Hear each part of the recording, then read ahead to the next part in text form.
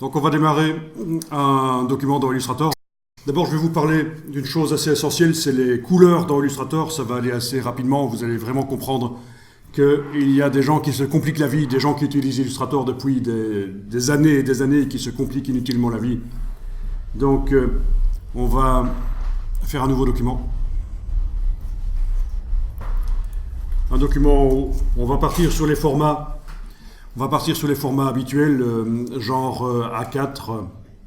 C'est ce qui est proposé ici, A4. Vous pouvez prendre A4 pour orientation paysage. Donc c'est pour l'impression. Et évidemment, on pourrait faire un document pour le web. La différence, c'est que les dimensions du document se définissent à ce moment-là en pixels et que le mode couleur est du RVB et non pas du CMJN. Mais là, on va démarrer sur l'impression. Alors, je vous préviens tout de suite, le format dans lequel on travaille dans Illustrator a de l'importance.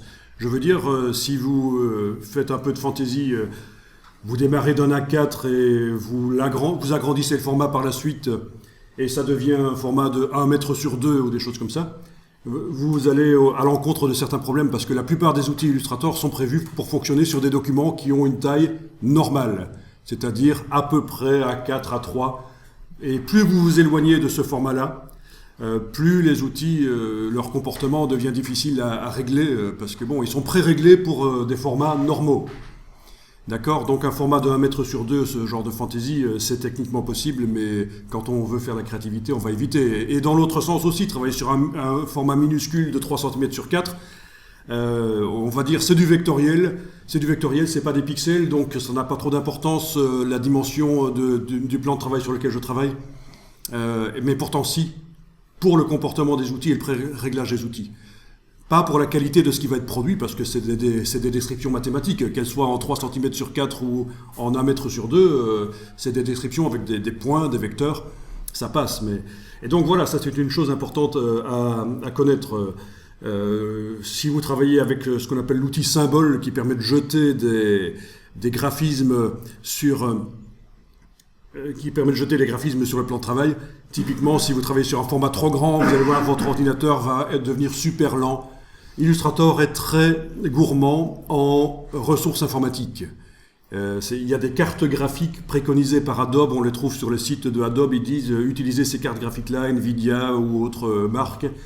Les processeurs sont optimisés pour venir en supplément du processeur central de l'ordinateur pour que Illustrator fonctionne rapidement.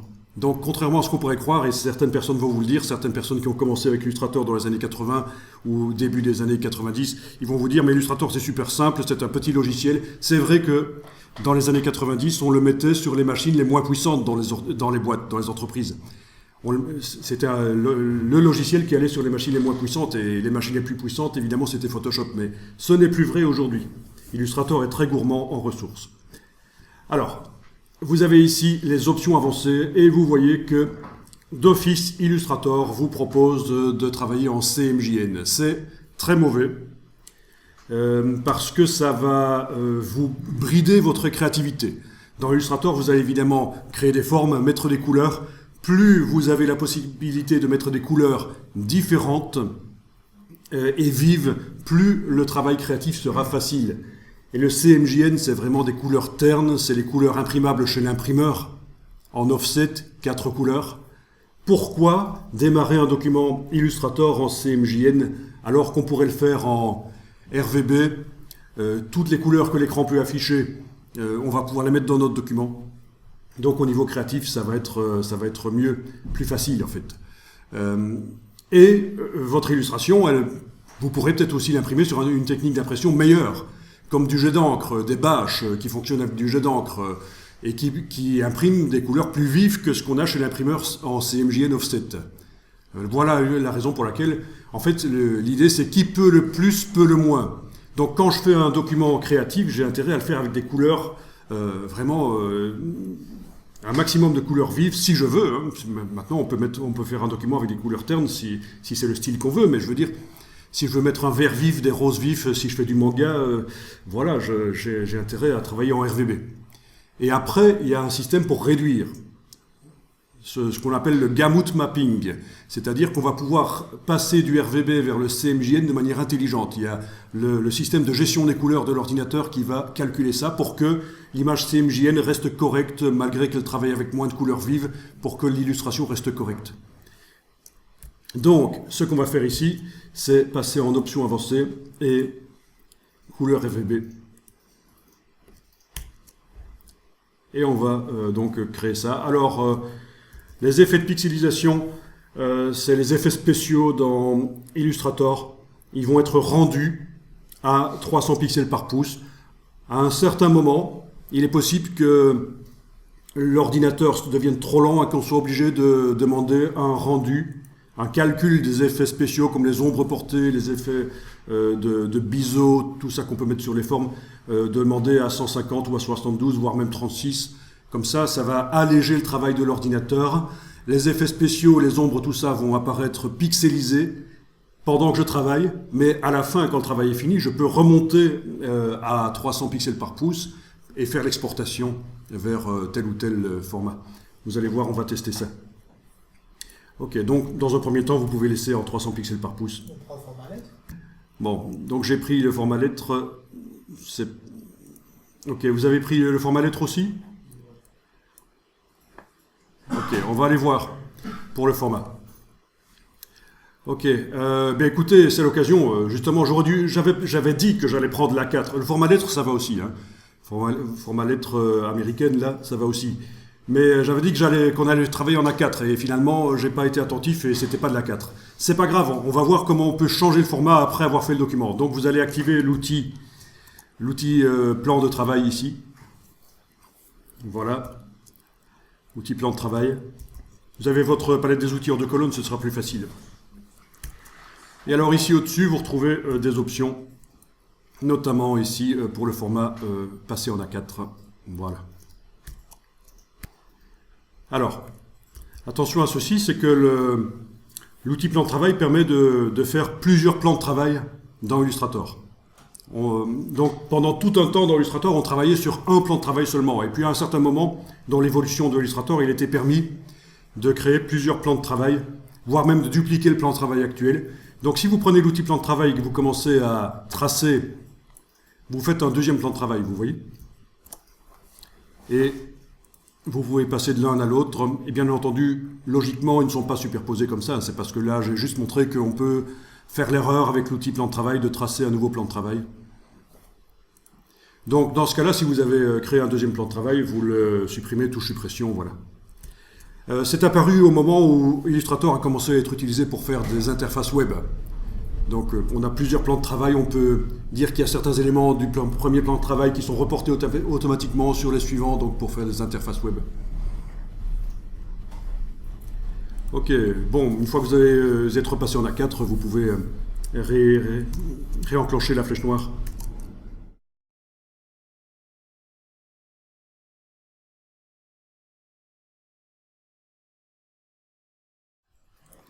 Alors, vous pouvez essayer ceci, vous allez chercher les formes géométriques.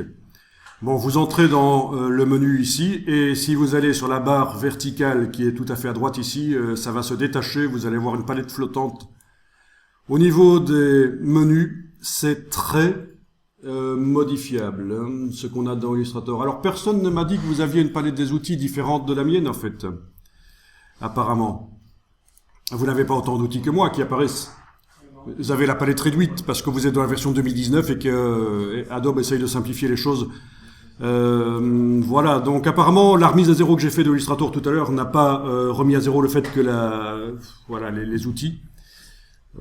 Il aurait peut-être fallu que j'aille dans Fenêtre, Espace de travail, réinitialiser les indispensables et à ce moment-là, j'aurais eu peut-être la palette des outils simplifiée comme vous. Oui, en effet, voilà, il y a beaucoup moins d'outils. Mais il faut le dire quand c'est comme ça, quand vous voyez un truc qui ne va pas. Bon, ça fait plusieurs versions que la palette des outils de Illustrator est complètement modifiable en fonction de ses besoins personnels.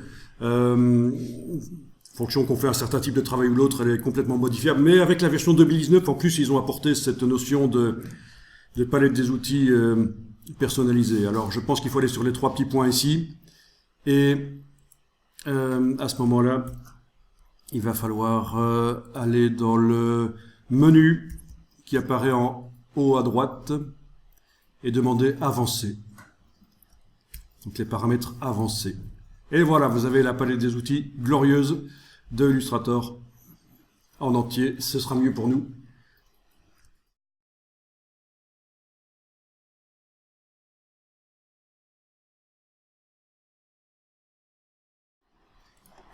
Alors tout de suite, je vous dis, ici, il y a un outil perspective, grille de perspective. Quand vous l'enclenchez, il se passe quelque chose de bizarre.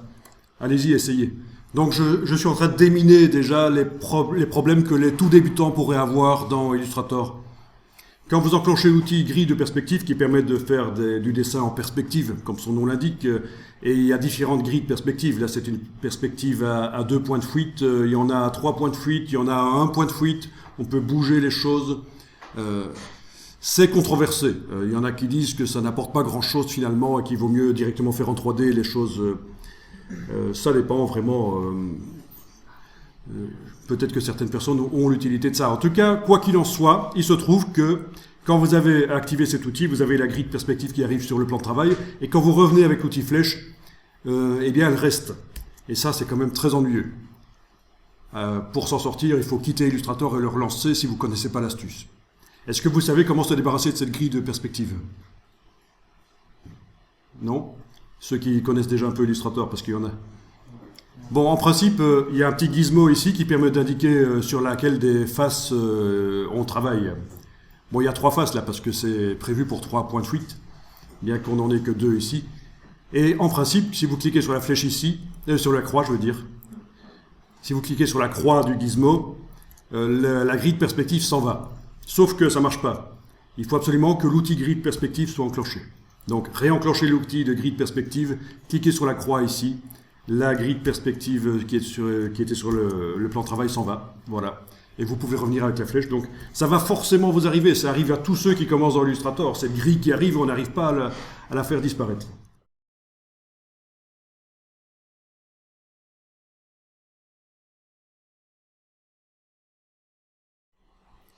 Bien, alors on va faire ce que j'avais dit qu'on allait faire. On va aller chercher les outils de création de formes géométriques. Bien sûr, on a la plume qui permet de faire toutes les formes qu'on veut. Mais ça, c'est les outils de base, ça peut quand même de temps en temps servir.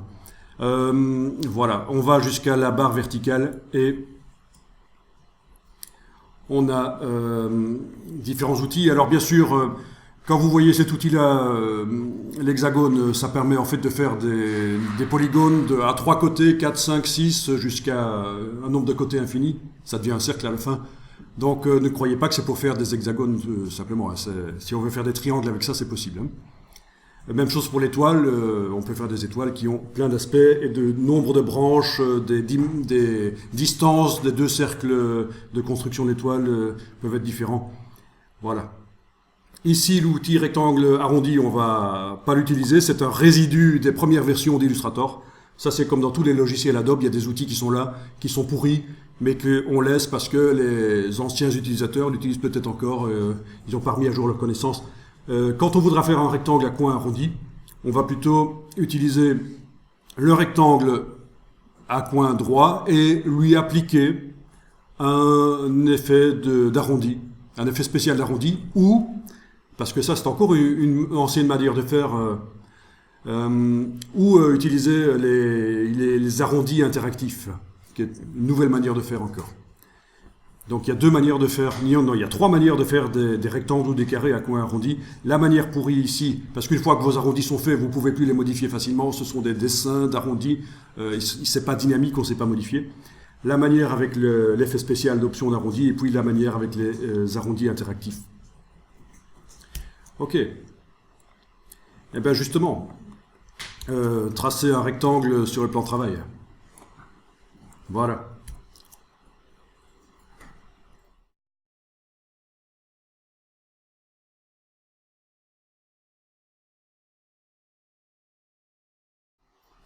Bien, le rectangle, on peut modifier sa couleur de fond et de contour. Il est sélectionné, bien sûr, il faut qu'il soit sélectionné. Si vous cliquez avec la flèche noire à côté, il n'est plus sélectionné et vous ne savez plus le modifier. C'est le principe du vectoriel. C'est comme dans InDesign, il faut indiquer sur quel objet on travaille. Donc avec la flèche noire, il doit être activé.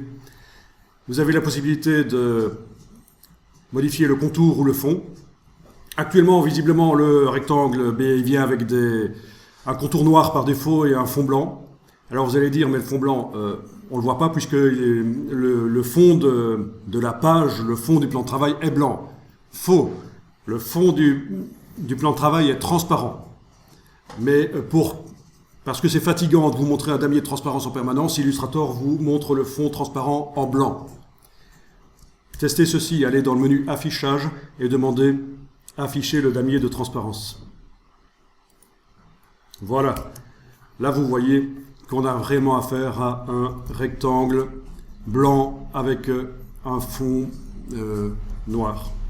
Un contour noir, je veux dire. Un fond blanc et un contour noir. Voilà. Ok. L'aspect du damier de transparence peut être modifié. Si vous voulez absolument travailler en voyant la transparence, parce que vous travaillez pas mal d'objets qui sont blancs, ça pourrait être intéressant. Il y a possibilité d'aller modifier ça. C'est différent de ce qui se passe dans les autres logiciels. Ici, dans Photoshop, ça se fait par les préférences de transparence. Et une fois que vous avez réglé la manière dont le damier de transparence apparaît, tous les autres documents suivants apparaîtront avec ce damier de transparence. Ici, le réglage du damier de transparence est propre au document. Une fois que j'aurai créé un autre document Illustrator, c'est ce fond de transparence pourri qui va revenir. Alors, dans Fichier, Format de document, Fichier, Format de document, vous avez ici les options de transparence et on peut choisir couleur, moyenne, gris, grande. Ok, voilà. On peut même aller retourner dans Fichier, Format de document et en plus de choisir une grande grille de couleur moyenne, on peut aller faire en sorte que une des deux couleurs ici ressemble plus à l'autre. Je clique là-dessus et je vais aller la faire un peu plus foncée puisque l'autre est plus foncée. Encore plus. Voilà. Vous voyez qu'au fur et à mesure, on voit qu'on arrive à les faire plus proches visuellement. Voilà. Et ce genre de choses maintenant est un peu plus acceptable visuellement. Ça fait moins mal aux yeux. C'est un peu mieux, je pense. Enfin, quoi qu'il en soit, de toute façon, voilà, si je crée un nouveau document, ne le faites pas, je vous montre juste. Affichage, afficher le damier de transparence. Voilà, c'est l'ancien damier de transparence qui arrive. C'est pour ça qu'à un certain moment, ce sera intéressant de voir que le document de départ, quand vous faites un nouveau document, le document de départ, on peut le modifier. On peut modifier ses caractéristiques. Pour que le damier de transparence, directement, quand je crée n'importe quel nouveau document dans Illustrator, ce soit un bon damier de transparence correct, le contenu des palettes nuanciers, le contenu des palettes des formes, etc., tout ça soit personnalisé pour moi. On peut modifier le document de départ, il suffit de connaître l'astuce. Il suffit de savoir comment on fait. Et pour ça, je pense que je devrais, dans les préférences générales, utiliser l'ancienne interface de création de nouveaux documents. Et à ce moment-là, on a les profils de documents, les types de documents qui sont accessibles. Et il y en a déjà pas mal que j'ai créé moi-même en fait, qui ne sont pas livrés avec Illustrator. Donc vous voyez que techniquement on peut faire, modifier les profils de documents. Je vais remettre ici en interface de création de nouveaux documents normale. Donc comme vous avez eu tout à l'heure, on y reviendra plus tard. Alors, affichage, le damier de transparence, on va le masquer. C'était juste pour voir que oui, en effet, notre objet est blanc. Et le fond, lui, n'est pas blanc, c'est de la transparence.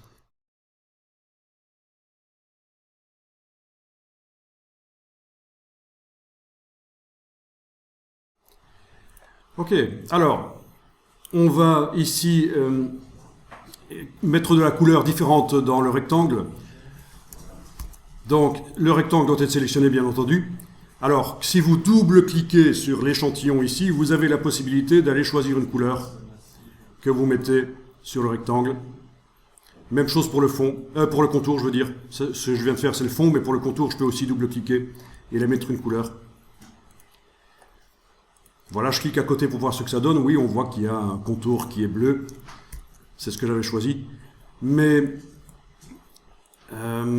Si on veut voir un peu plus le contour, on va bien sûr aller l'épaissir. Alors, pour l'épaissir, est-ce que... Non, on n'a pas sur le dessus les options qui apparaissent. Alors, voyons un peu...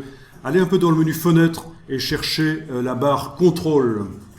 Si elle n'apparaît pas déjà. Chez moi, elle n'apparaît pas, mais je pense que chez vous, elle apparaît peut-être. La barre contrôle, c'est cette barre qui reprend en fonction de l'outil activé, de ce qui est sélectionné, vous propose certaines choses. Et vous avez notamment l'épaisseur du contour qui est ici.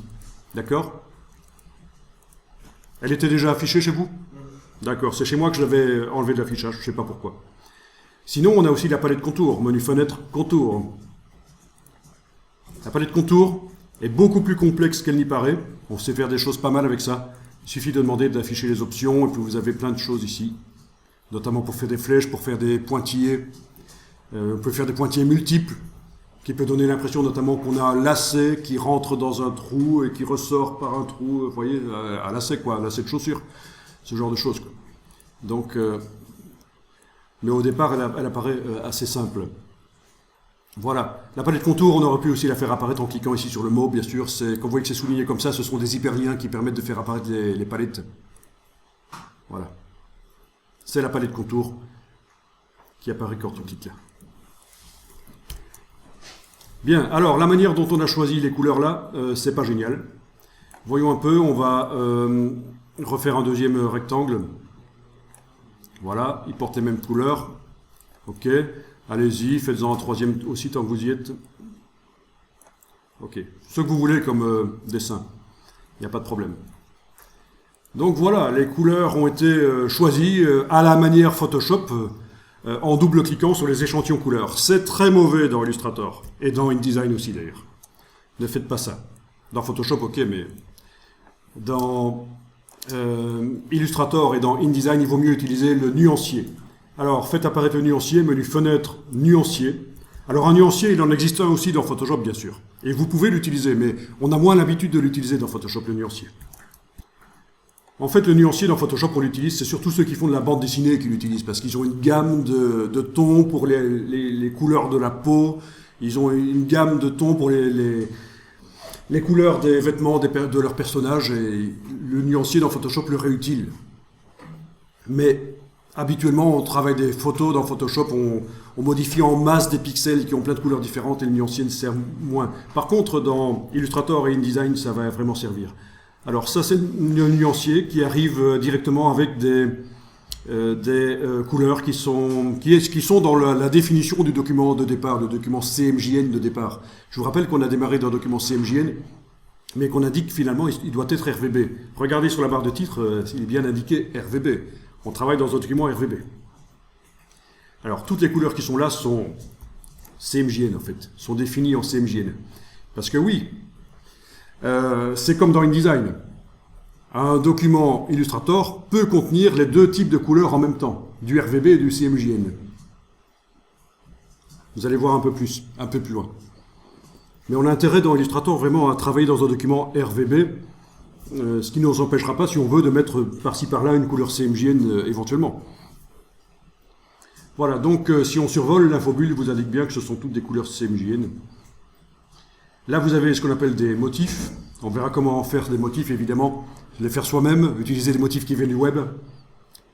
Depuis la version C6, il y a un générateur de motifs qui est très intéressant. Ne faites jamais de motifs avant la version C6 de Illustrator. Avec la version C5, tout ça, c'est pourri. C'est beaucoup mieux dans la version C6 et les versions suivantes.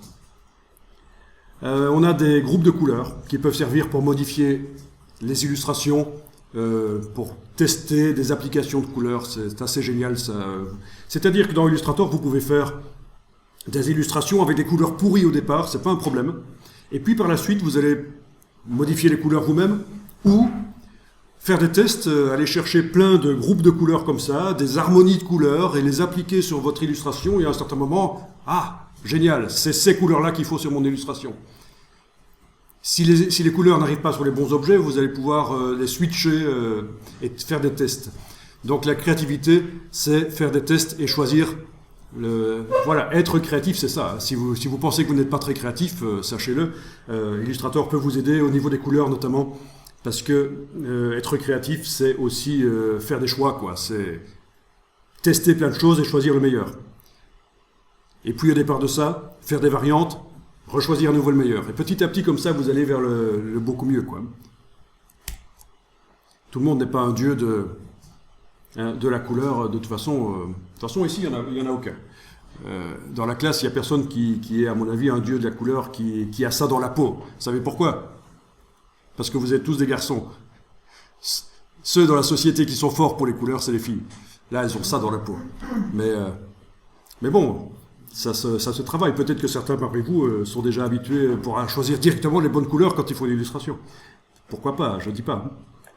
Ok.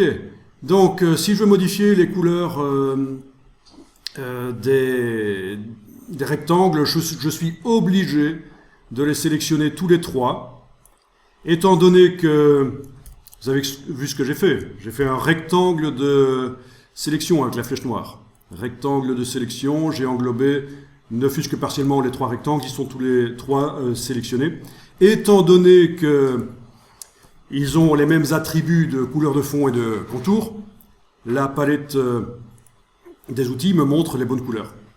Et là, je peux aller double-cliquer et modifier. Oui, ça marche. Modifier la couleur de fond, modifier la couleur de contour, ça marche. Ok. On est d'accord. Mais si par hasard j'avais un rectangle qui a des couleurs différentes, alors là je vais appliquer avec le nuancier. Voilà. Et qu'il est sélectionné avec les trois premiers,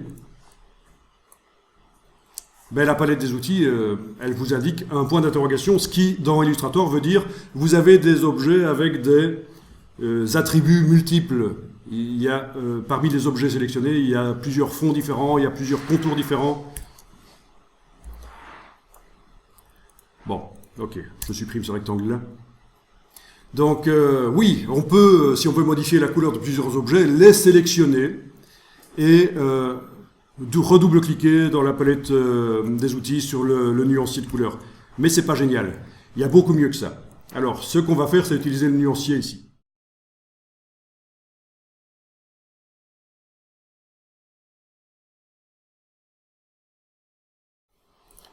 Alors voilà, la palette des outils, ce serait peut-être intéressant de l'afficher différemment. Les échantillons là sont minuscules. On va aller dans le menu de la palette nuancier, je veux dire. Pas la palette des outils, la palette nuancier. Quand j'ai une bêtise, il faut le dire. Vous savez, je ne relève pas toujours les imbécilités que je dis. Alors, je compte sur vous pour me le dire. Donc dans la palette nuancier, les échantillons sont petits. On va aller dans le menu de la palette nuancier. On va aller demander affichage par grande vignette. Si on avait besoin de voir les noms des couleurs, on aurait été demandé affichage par liste de grandes vignettes. Mais dans ce cas-ci, oui, en plus, les noms, c'est souvent les... À moins qu'on ait fait les couleurs soi-même, les noms, c'est souvent les valeurs chromatiques qui sont indiquées. Donc, liste de grandes vignettes... affichage par grande vignette, c'est bien. C'est mieux. Voilà. Alors, ce qu'on va faire, c'est qu'on va modifier les trois rectangles d'un coup. Vous les sélectionnez. On peut faire aussi commande A, puisqu'il n'y a que ça sur le plan de travail. Commande A, c'est édition, tout sélectionné. Et vous allez appliquer une couleur. Vous testez, vous appliquez une couleur de fond. Il faut que la case fond soit à l'avant-plan, bien sûr, pour appliquer une couleur de fond. Puis une couleur de contour. Vous mettez la case contour à l'avant-plan et vous appliquez une couleur de contour. Voilà. Mais on peut aussi faire ses propres couleurs. Et alors on va faire une couleur RVB tant qu'à faire, puisque tout ça c'est des couleurs CMJN, on est très limité au niveau des couleurs. Alors ceux qui connaissent un peu Illustrator et l'infographie vont dire « Oui, mais on pourrait utiliser des couleurs Pantone ». Ben oui, il y a un nuancier avec 700 couleurs Pantone, c'est aussi une possibilité. Elles sont déjà un peu plus vives que le CMJN. Bon, on va créer ses propres couleurs. Alors allez-y, dans le menu, d'abord qu'est-ce que je modifie là? Je vais modifier le fond. Voilà, la case de fond doit être en avant-plan. Je vais dans le menu de la palette nuancier, je vais faire une nouvelle nuance.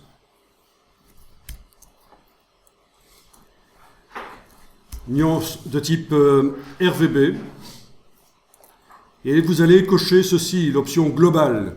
Dans InDesign, quand vous créez une couleur, elle est d'office globale. Ça veut dire que quand vous allez modifier par la suite la couleur dans le nuancier, tous les objets du document qui utilisent cette couleur se modifieront. Dans Illustrator, il faut le demander que la couleur soit globale, qu'il y ait ce lien entre la couleur du nuancier et les objets. Donc, couleur globale. Et vous créez votre couleur.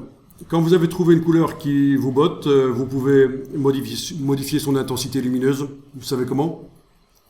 Comment est-ce qu'on modifie l'intensité lumineuse du superbe bleu que j'ai trouvé là? Le faire plus foncé ou plus clair, tester. Ben, dans tous les logiciels Adobe, vous enfoncez la touche majuscule et vous bougez un des curseurs.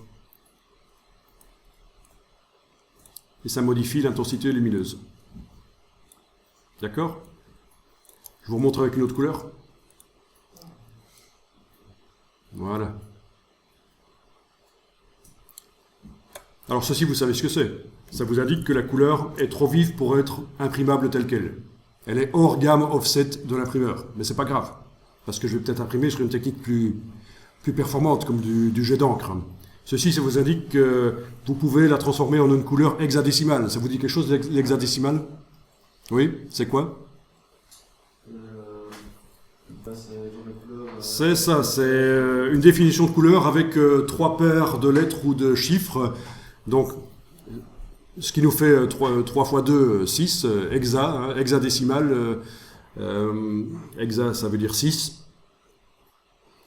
Et c'est une vieille technique. Quand on voulait faire des couleurs sur les anciens sites web, des couleurs web, on utilisait cette définition hexadécimale.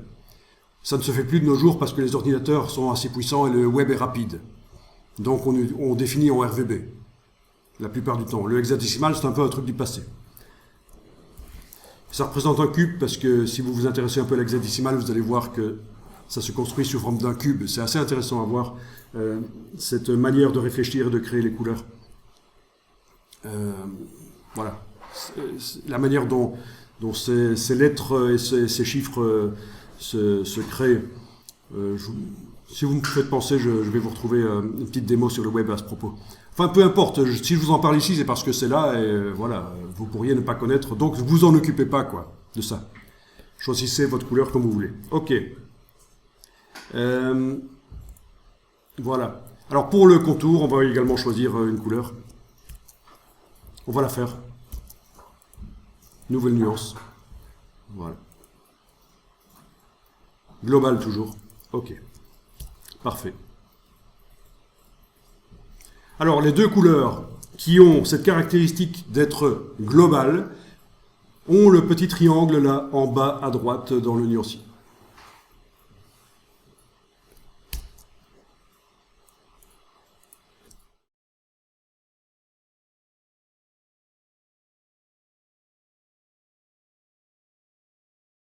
Je vais créer un dossier spécialement pour aujourd'hui. Ok, ici je vais simplement l'appeler exercice 1. Je vais mettre exercice 1. Voilà. Et la version c'est 0.1. C'est le premier enregistrement de ce exercice 1. Le format. Alors, au niveau du format, quand vous allez arriver dans une boîte, une entreprise, et qu'il y a des gens qui sont là depuis pas mal de temps au niveau de l'infographie, ils ont 10, 15, 20 ans d'expérience, ils vont vous parler très régulièrement du format EPS. Le format EPS, c'est un format qui a été utilisé pour faire la mise en page il y a une quinzaine, une vingtaine d'années, dans les années 90, parce que c'est un format très petit en fait. C'est un format qui a une caractéristique, c'est que il est composé de plusieurs parties. Il y a la partie qui est le fichier très lourd, ça peut être une image qui vient de Photoshop, ça peut être un fichier Illustrator, et à côté de ça, il y a une petite vignette basse résolution, avec des couleurs un peu pourries, qu'on utilise pour la mettre dans la mise en page en fait. C'est cette vignette-là qu'on charge dans la mise en page. Et évidemment, quand on a fini le travail, quand on fait le fichier final, quand on imprime, c'est pas la petite vignette pourrie qui est utilisée, c'est le vrai fichier haute définition. Vous voyez, donc le EPS, c'est un système qui est assez vieux, mais on va encore parfois vous dire, vous devez fournir un fichier EPS. Est-ce que c'est du vectoriel ou est-ce que c'est du pixel? Ça peut être les deux. Puisque Photoshop peut faire de l'EPS, Illustrator peut faire de l'EPS. EPS, ça veut dire PostScript encapsulé. Le PostScript, c'est le premier produit de Adobe en 1982. Leur premier produit, c'était comment faire communiquer un logiciel avec une imprimante, laser noir et blanc à l'époque. Et c'est un langage de description de page. Il a évolué, différentes versions, très utilisées. À un certain moment, il a muté. Il est devenu ce qu'on appelle le PDF, qui est en fait un PostScript avec possibilité de voir le PostScript dans un logiciel Acrobat. Donc le PDF, c'est l'évolution du PostScript. Ça veut dire PostScript encapsulé. Ça veut dire qu'on peut mettre dans un document vectoriel de Illustrator en EPS, on peut mettre une image EPS qui elle-même peut contenir d'autres choses. Vous voyez, c'est un peu les poupées russes, quoi.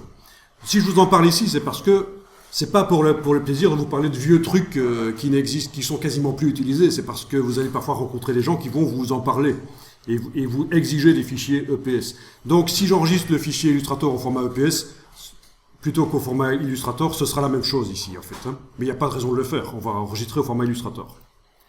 Voilà. On peut exporter en PDF, qui sera lisible par n'importe qui n'a pas Illustrator installé chez lui. Évidemment, c'est le principe. Il suffira qu'il prenne Acrobat Reader, gratuit. Il pourra voir votre fichier qui vient d'Illustrator. La caractéristique ici, c'est que si je choisis d'enregistrer en PDF au départ d'Illustrator, je peux cocher une option qui inclut dans le PDF le fichier Illustrator. C'est-à-dire que quand on va réouvrir le PDF dans Illustrator, tout sera modifiable. Comme si c'était un fichier Illustrator, vous voyez ? Mais il faut le demander quand on choisit ça et qu'on enregistre par la suite. Hein. Ça fera un PDF plus lourd, forcément, aussi. Voilà, le SVG, c'est pour faire des images pour le web. Vous connaissez le SVG ? Oui. Il y en a qui connaissent. C'est pour faire des interfaces web vectorielles, en fait. Hein. Voilà. Et les templates, c'est juste des documents de départ Illustrator. Bon, je ne m'attarde pas trop là-dessus parce que sinon ça devient ennuyeux. Donc, format Illustrator, c'est bien. On clique sur enregistrer. Vous avez une boîte qui apparaît. Ah ah. C'est ici que vous pourriez, si vous voulez, rendre le document compatible avec d'anciennes versions d'Illustrator.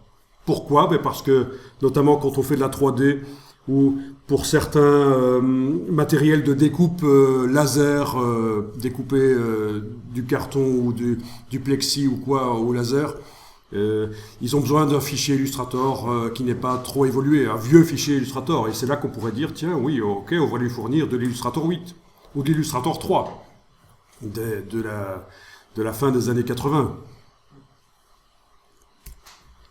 Mais il n'y a pas de raison de le faire, la rétrocompatibilité, s'il n'y a pas une nécessité. Donc vous laissez ça comme ça. Voilà. Ok, ben on peut cliquer sur OK, vous avez enregistré le fichier. Comme ça, vous voyez un peu comment on enregistre. Et un fichier Illustrator, bien sûr, peut être mis tel quel dans InDesign ou dans Photoshop. Et rester vectoriel. Donc on peut l'importer dans InDesign ou Photoshop ou autre chose. Il va rester vectoriel.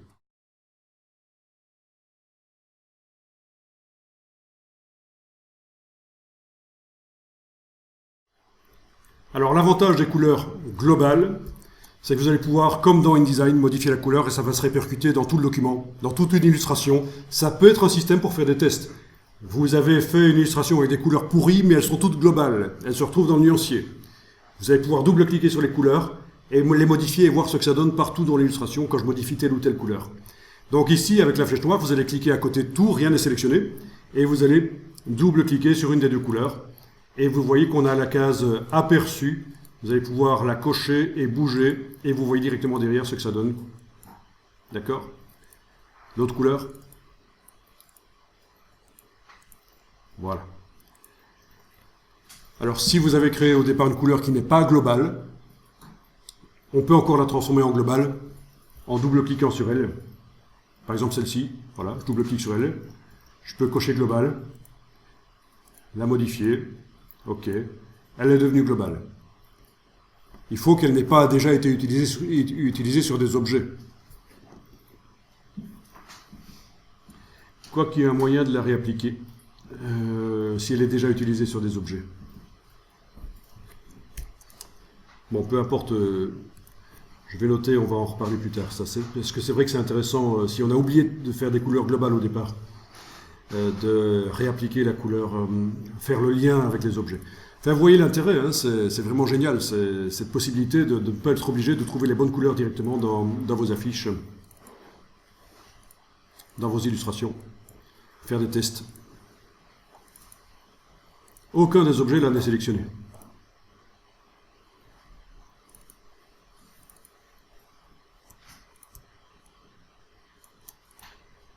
Ok.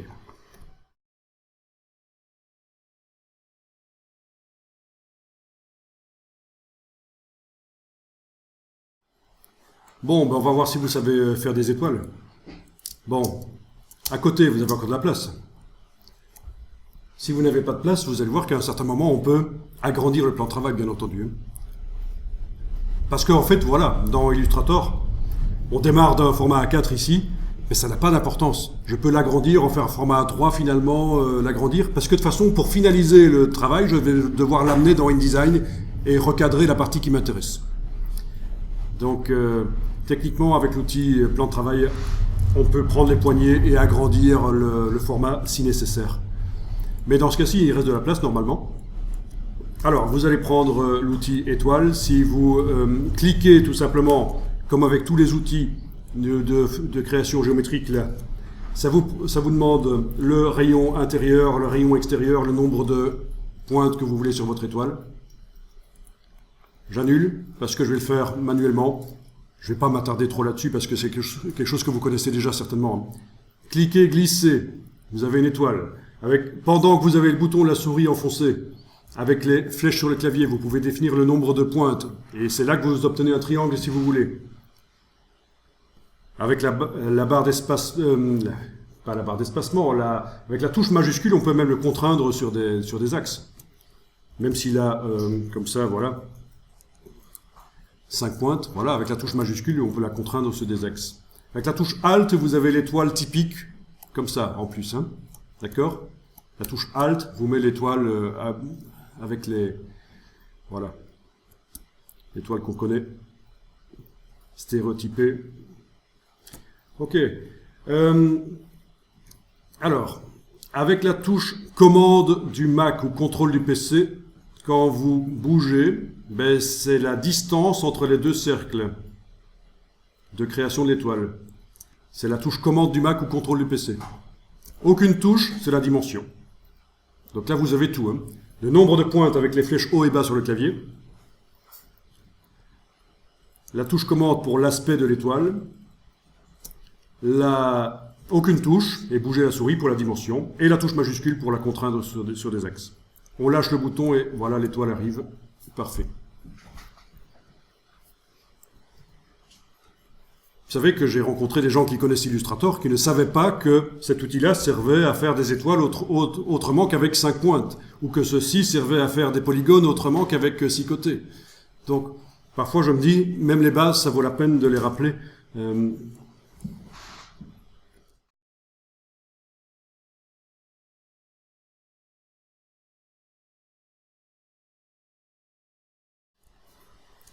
Bien, alors on va lui mettre une couleur à cette étoile. Regardez, si vous cliquez à côté, rien n'est sélectionné. Vous avez la possibilité de déplacer les couleurs. Si vous voulez, voilà. Si je veux modifier les fonds, il faut que je mette la case fond à l'avant-plan. Donc on peut faire du drag and drop, du glisser-déposer sur des objets dans Illustrator, c'est pas un problème. Si ça vous botte de procéder comme ça. Bon, ceci dit, on va créer une couleur spécialement là, globale pour le fond et une couleur pour le contour. Donc, on va aller dans le nuancier, nouvelle nuance, globale, voilà. Et on va faire une couleur très vive. Donc pour faire une couleur vive, ben, vous devez avoir quelque chose d'assez contrasté au niveau des curseurs. 2 curseurs qui sont plutôt bas et le troisième qui est plutôt haut. Comme ça, vous allez vers une des 3 primaires. Vers une des 3 primaires. Voilà. Enfin, vous le voyez quand c'est vif, quoi. Hein. Et génial, ici, même sur la projection derrière moi, ça se voit, parce qu'il y a certains projecteurs qui ont tendance à tout ternir. Et quand je parle de couleurs vives, les gens voient des couleurs ternes. Donc là, le projecteur est bon, c'est bien. Ok. Voilà, et je peux la glisser-déposer, ça marche aussi. Donc je vais faire une nouvelle couleur aussi pour le contour, tant qu'on y est. Global, toujours. Et je le dépose sur le contour, ça devrait y aller. Non, ça n'y va pas. Pourquoi? Il va falloir que je mette la case contour à l'avant-plan. Ouais, case contour à l'avant-plan. Parfois, je confonds un peu dans InDesign et Illustrator. Voilà, typiquement, on a une étoile avec des couleurs vives, là. Parfait, on va enregistrer le document, on n'est jamais trop prudent. Je vous propose d'enregistrer en changeant régulièrement le nom. Là, je change l'incrément, je passe à la version 2. Et voilà.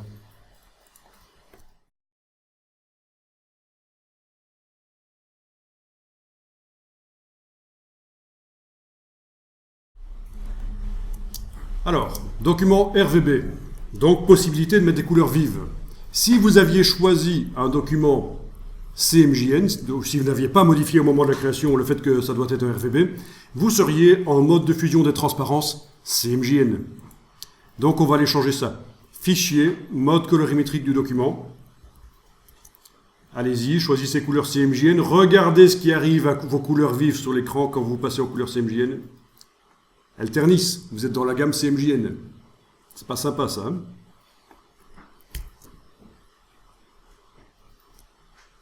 Si vous repassez en RVB, fichier mode colorimétrique couleur RVB,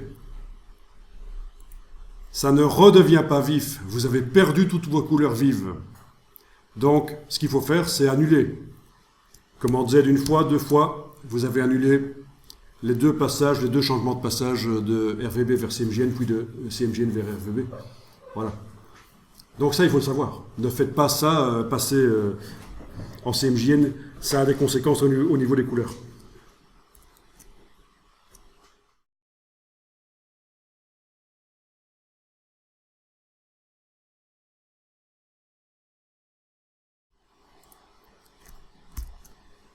Bien. Alors, je vais dupliquer l'étoile. On va faire ça. Vous allez prendre la flèche noire et avec la touche Alt, vous allez la déplacer.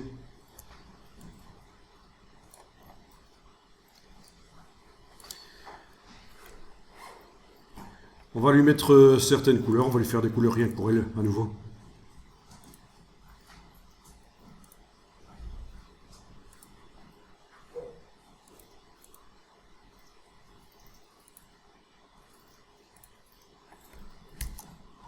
Alors c'est moche, mais c'est les premiers tests en fait.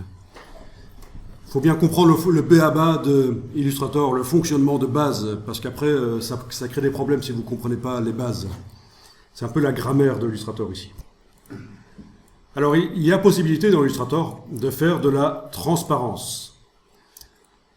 Vous pouvez rendre un objet transparent. Et pour ça, on va aller chercher la palette transparence. Menu fenêtre, transparence. On peut aussi le faire dans InDesign, à part ça, mais c'est différent. Il faut savoir que les équipes qui développent les logiciels chez Adobe sont issues historiquement parfois de boîtes différentes, suivant les rachats que Adobe a fait de certaines boîtes. Et donc, bizarrement, quand vous voulez faire la même chose dans différents logiciels, il n'y a pas de cohérence. Vous n'aurez pas une palette de transparence dans InDesign, il faudrait aller dans la palette des effets. Mais ici, voilà, c'est ça qui est parfois pas évident, hein, quand on jongle avec plusieurs logiciels, c'est d'arriver à s'y retrouver chaque fois. On est dans la palette de transparence. Vous avez ici la possibilité de modifier l'opacité de l'objet, mais également la possibilité de modifier son mode de fusion. Si je laisse à 100% d'opacité et que je modifie, je passe en produit par exemple, voilà, produit ou autre chose, on voit que ça modifie.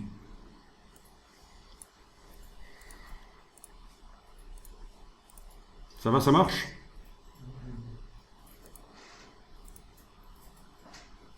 Bon, ça peut être sympa ça. Pas de questions? Vous pourriez avoir une question qui est: et si je veux que ce soit seulement le contour qui soit transparent, ou seulement le fond et pas le contour de l'étoile? Ben oui, c'est possible. Vous savez comment on fait, ceux qui connaissent déjà Illustrator. Là, je vais remettre en normal.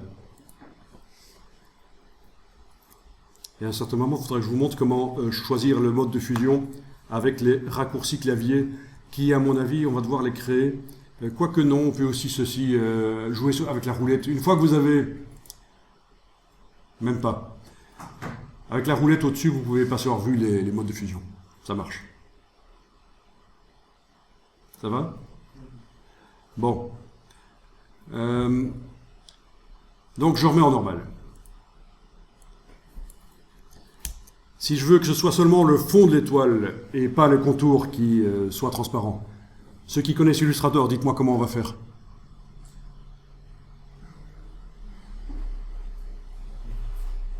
Bon. Un masque. Eh non. Bah t'as bien fait de venir. Ça me fait toujours plaisir quand quelqu'un qui connaît le logiciel apprend des choses malgré tout. Dès le premier cours. Eh bien, on va utiliser une des palettes les plus importantes de Illustrator. Et ceux qui ont étudié Illustrator il y a longtemps, ceux qui sont habitués à Illustrator, qui ont commencé dans les années 90 ou début 2000, ne la connaissent pas toujours, parce qu'on ne remet pas à jour ses connaissances, c'est le problème. C'est la palette Aspect. La palette, dans la version anglaise, c'est la palette Appearance, l'aspect. Donc, allez dans le menu Fenêtre, Aspect. On va beaucoup travailler avec la palette Aspect parce que c'est hyper puissant, la palette Aspect. Ça a été une révolution dans l'histoire de Illustrator. Alors, votre objet est sélectionné. Ah oui, il y a un truc qui est quand même ennuyeux, là. Quand on sélectionne l'objet, il y a un cadre de sélection qui arrive chaque fois autour. Bon. Si vous allez dans le menu Affichage et vous demandez masquer le cadre de sélection, vous n'allez plus voir ce cadre quand vous sélectionnez un ou plusieurs objets. Attention, j'ai dit masquer le cadre de sélection, ne choisissez pas masquer le contour de sélection, parce que ça, c'est pas la même chose. Alors si vous voulez, allez-y, faites masquer le cadre de sélection dans le menu Affichage. Voilà. Et à partir de là, quand on sélectionne un objet ou plusieurs, on voit les points de construction, on ne voit plus le cadre autour. Je trouve que c'est plus sympa. À vous de voir si vous préférez ou pas. Le cadre de sélection qui apparaît peut être intéressant parce qu'il permet aussi de redimensionner en prenant les poignées. Mais sinon, on prend l'outil de transformation manuelle et il revient. Ok, flèche noire, pas de cadre de sélection. C'était juste une petite parenthèse parce que je voulais le dire. Modifier le fonctionnement d'Illustrator. Et voilà. Alors, qu'est-ce qu'on voit là? Eh bien, on voit le contour et le fond de l'objet. Et vous avez ici l'opacité. Quand vous cliquez là-dessus, c'est la palette transparence qui arrive. Quand vous modifiez ici,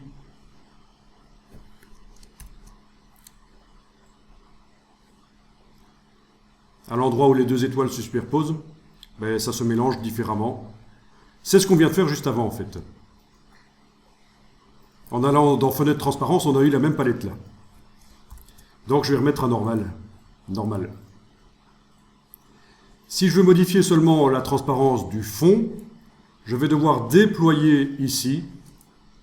Et je retrouve à nouveau un hyperlien opacité qui va concerner uniquement le fond. Donc je peux modifier la transparence ici. Voilà, vous voyez. Le contour bleu reste intact. Par contre, je modifie la transparence du fond. Ou son mode de fusion.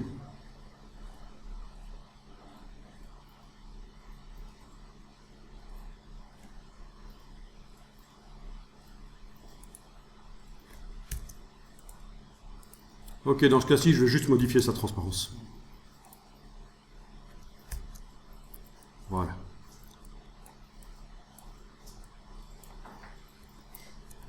Vous allez voir, c'est hyper puissant la palette aspect parce qu'on peut avoir plein de fonds différents sur un objet qui se combinent, plein de contours différents, des effets spéciaux, plein de choses, ça peut être très très puissant.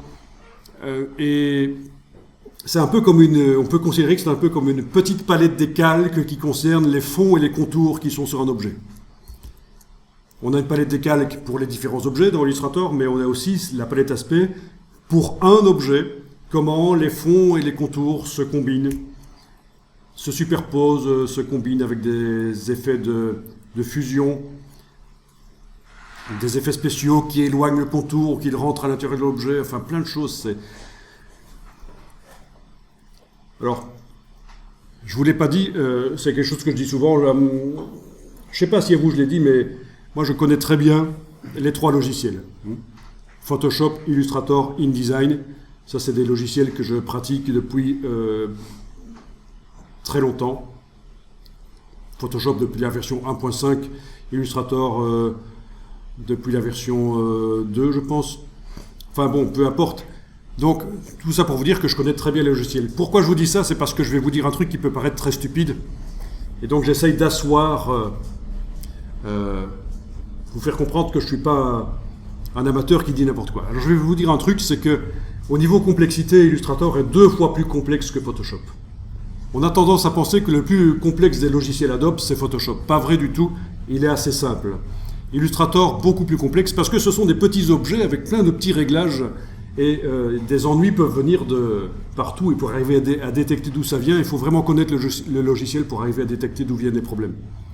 InDesign, ça peut être 6 fois plus complexe que Photoshop, parce que dans InDesign, on pourrait se dire aussi, tiens, c'est pour faire de l'impression, pour faire des petites brochures. Ben non, InDesign peut servir aussi à faire des applications pour tablettes, des magazines interactifs pour tablettes et smartphones.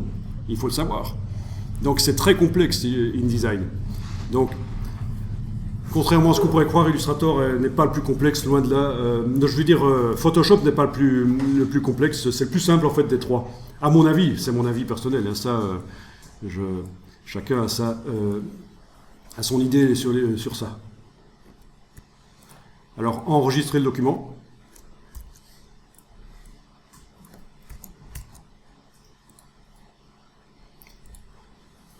Alors, tout ce qu'on voit là va servir à faire un exercice par la suite. Vous allez voir que vous allez pouvoir vous amuser avec du dessin en perspective, non pas en perspective, en symétrie dans Illustrator. Du dessin en symétrie. Symétrie directe. Quand vous allez dessiner une partie de l'objet ou du visage ou de la tête d'animal, peu importe, l'autre partie va se dessiner en temps réel de l'autre côté. Ça peut être pratique.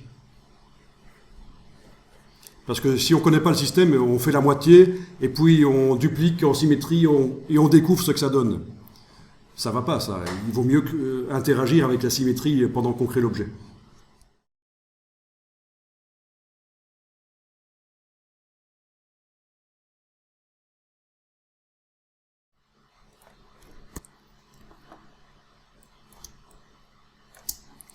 Alors, dans InDesign, vous avez aussi les effets de transparence. Mais vous remarquerez, quand vous testerez ça dans InDesign, que quand vous passez du mode colorimétrique RVB au mode colorimétrique CMJN, ça n'influence que la partie où les objets se superposent, la partie où il y a des fusions en transparence. Ici, ça influence tout. Donc je dois annuler, bien sûr. Si je suis passé en CMJN, je ne vais pas repasser au RVB. On a vu tout à l'heure, on doit annuler. Bon, c'est pour ça que dans InDesign, vous aurez quelque chose qui s'appelle espace de fusion des transparences à la place de mode colorimétrique du document. Alors, un document RVB comme ceci, si je veux une version CMJN, je le mets dans InDesign, je fais un export PDF CMJN. C'est comme ça qu'on va obtenir la version CMJN du document.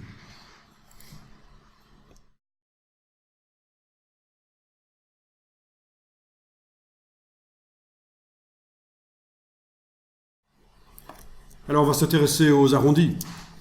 Vous allez sélectionner la flèche noire, prenez la flèche noire, sélectionnez un de vos rectangles.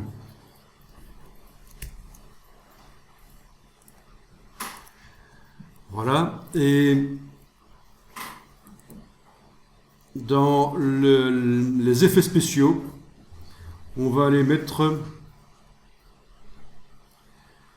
effet spécial arrondi. Alors, avant de faire ça, ce serait peut-être intéressant de regarder la palette aspect pendant que votre rectangle là est sélectionné. Votre palette aspect, vous n'avez pas le contour ou le fond qui sont spécifiquement sélectionnés.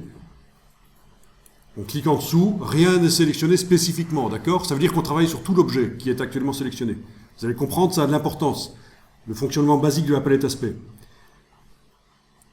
Donc l'objet est sélectionné et vous avez cliqué en dessous éventuellement, il n'y a pas le fond, le contour qui sont spécifiquement sélectionnés. On va dans le menu Effet, Spécial, Arrondi. On va aller cocher la case aperçue et on va les modifier ici. Voilà. Alors ce que vous remarquez, c'est que la construction du rectangle reste en place. On ne modifie pas la géométrie du rectangle. Il a toujours des coins droits. Par contre, ces coins apparaissent arrondis grâce à l'effet spécial. OK. Et du coup, dès que vous avez cliqué sur OK, vous avez l'effet spécial. Ça, c'est super important de le comprendre. Si vous ne comprenez pas ça, vous allez avoir des problèmes pour la suite. Vous avez l'effet spécial qui a été appliqué sur l'objet qui apparaît dans la palette aspect. Et si on veut le modifier, il faut cliquer sur le nom de l'effet ici, arrondi. Je coche la case aperçue et je le modifie. Pourquoi? Parce que si je ne m'occupe pas de la palette aspect et que je me dis, tiens, je veux modifier l'arrondi, je vais retourner dans Effet, Spécial, Arrondi. Ça paraît logique. Illustrator vous met un message. Attention, vous allez mettre un deuxième effet d'arrondi sur l'objet. Et il vous dit, pour modifier l'effet sélectionné, cliquez 2 fois sur son nom dans le panneau aspect. Donc, attention à ça. Pour modifier un effet qui a été mis sur un objet, on ne retourne pas dans le menu. Il est dans la palette aspect. On le modifie en cliquant sur l'hyperlien ici.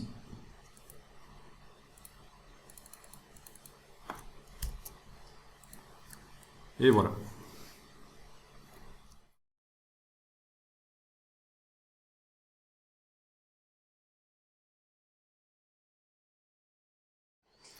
Ok, je vais sélectionner un autre de mes rectangles ici. Et toujours la palette aspect qui est là. Remarquez ce qui se passe si, par hasard, vous avez activé un des contours ou des fonds. Et ici, il n'y a qu'un contour et un fond. Mais il peut y en avoir plein, en fait. Ça veut dire que vous allez appliquer l'effet spécial spécifiquement là-dessus. Ben, essayez. Allez-y, activez un des rectangles avec la flèche noire. Activez spécifiquement le contour, par exemple. Et allez dans Effet, Spécial, Arrondi. Voilà. Vous voyez ce qui se passe? Le fond ne subit pas l'arrondi. Il n'y a que le contour qui subit l'arrondi. OK. Et l'effet spécial, où est-ce qu'il apparaît? Tout à l'heure, on avait la ligne arrondie. Mais il faut ouvrir le contour ici, et il est là. Et si je veux le modifier, je clique là-dessus, bien sûr. Ça peut être intéressant, hein, mais il faut savoir ce qu'on fait. Alors c'est très facile de faire en sorte qu'il agisse sur tout l'objet. Il suffit de prendre l'arrondi ici et le déplacer en dessous ou au-dessus. Vous voyez, au-dessus. Voilà. Et là, il est en dehors du contour et il agit sur tout l'objet.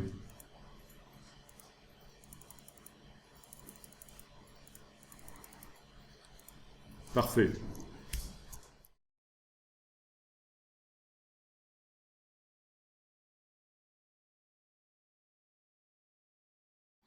Alors ici, on est en train d'utiliser des formes basiques, géométriques pour faire des tests.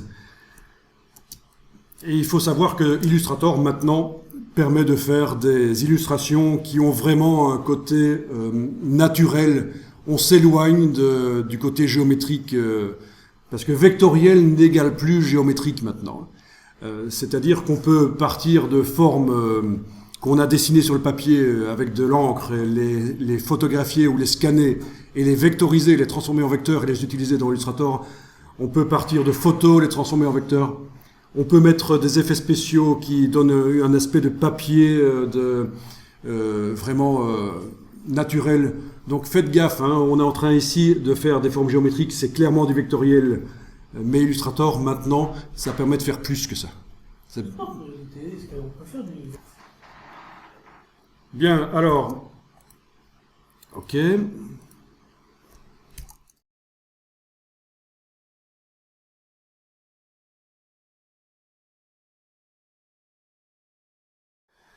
Ok, troisième rectangle. Donc, je le sélectionne avec la flèche noire. Alors, vous me dites que vous voyez apparaître les petites boules des arrondis dynamiques. Bon, moi, je ne les vois plus, sauf si, après l'avoir sélectionné avec la flèche noire, je prends la flèche blanche. Voilà, ils apparaissent, les petites boules, là. D'accord? C'est peut-être le... je sais pas. Enfin voilà, peu importe. Alors ça, c'est les arrondis dynamiques. Si on prend l'arrondi là, une des 4 boules et qu'on bouge, ben voilà, ça... C'est une autre manière de faire des arrondis. D'accord? On pourrait faire un arrondi Un arrondi que sur un coin. Ouais. Mais bien sûr, c'est ça que j'allais montrer. Je le remets complètement à fond, donc il n'y a plus d'arrondi. Avec la flèche blanche, on a accès à certains points seulement des objets. Donc, pour l'instant, j'ai utilisé précédemment la flèche noire, donc tous les points sont sélectionnés. Vous voyez, ils ne sont pas creux. Quand un point n'a pas un petit trou au milieu, ça veut dire qu'il est sélectionné. Donc je suis obligé avec la flèche blanche d'aller cliquer à côté, puis venir cliquer sur le point qui m'intéresse. Voilà, il est sélectionné, il n'est pas creux. Et les autres sont creux. Ils ne sont pas sélectionnés. Et là, j'ai l'arrondi pour faire uniquement sur ce coin-là. Voilà.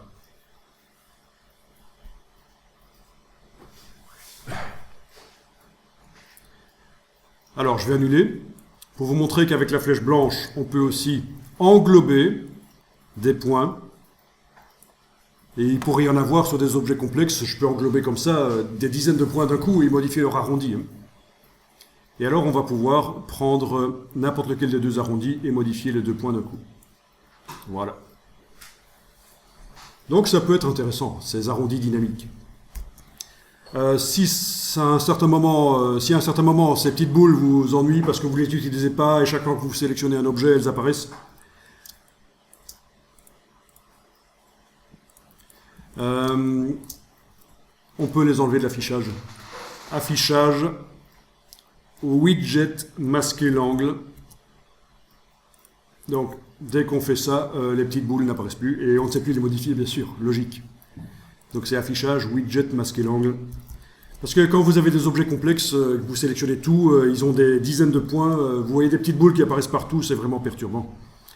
Donc c'est intéressant de voir qu'on peut l'enlever de l'affichage si on veut, temporairement.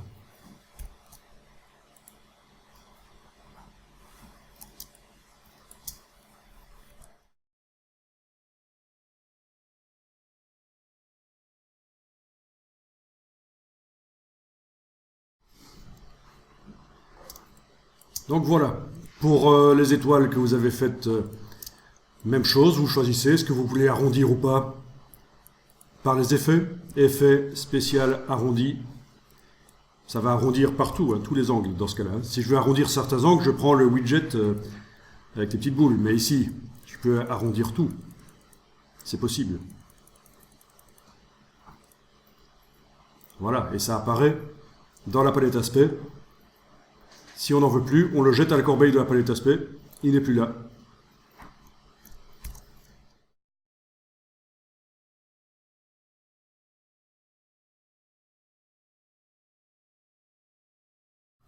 Donc ça veut dire que quand vous faites une illustration, vous pouvez faire des choses anguleuses et puis par la suite arrondir avec les effets spéciaux.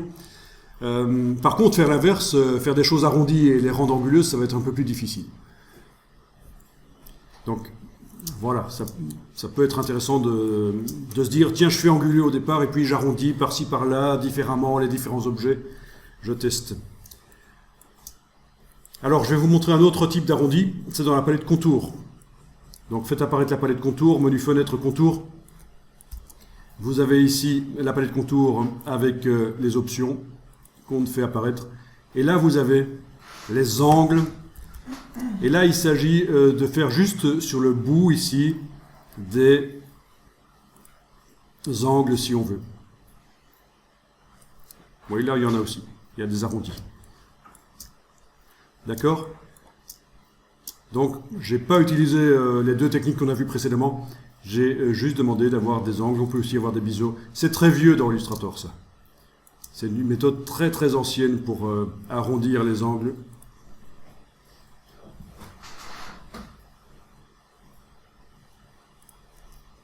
Ok. Et là, je suis revenu à des angles normaux. Je vous ai juste montré, voilà, vous emmagasinez tout ça. Il faut avoir de la mémoire quand on travaille dans ces logiciels pour se souvenir que, tiens, ça existe. Ne fût-ce que ça existe. Je ne sais plus où c'est, mais ça existe. Je vais voir sur le web, Google est mon ami, comment est-ce qu'on fait ça dans tel logiciel. Et voilà, vous êtes revenu, vous avez les outils qu'il vous faut.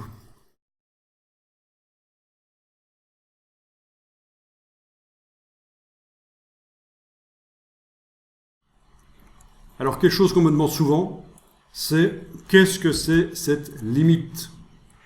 C'est quoi? Est-ce que quelqu'un sait? Très vieux aussi dans Illustrator, ça date des premières versions. Alors je vous montre. Là j'ai toute mon étoile qui est sélectionnée, avec la flèche noire. Je vais prendre la flèche blanche. Au passage, on verra à un certain moment à quoi sert la flèche blanche plus. C'est quand on a des hiérarchies de groupes, mais ça ne sert pas pour l'instant. La flèche blanche. Je clique à côté, je reviens sur un point, je modifie ce point-là, vous voyez que les autres sont creux, je ne modifie que celui-là. Je le tire.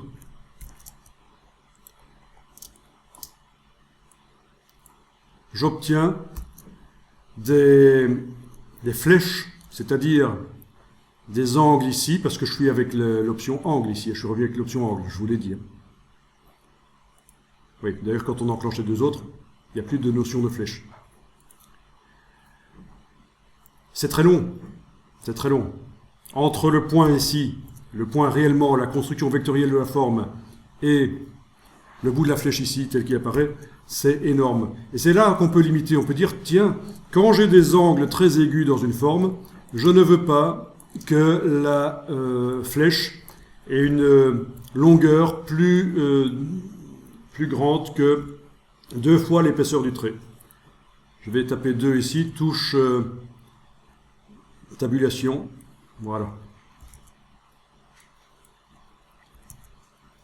Je vais rester avec 2.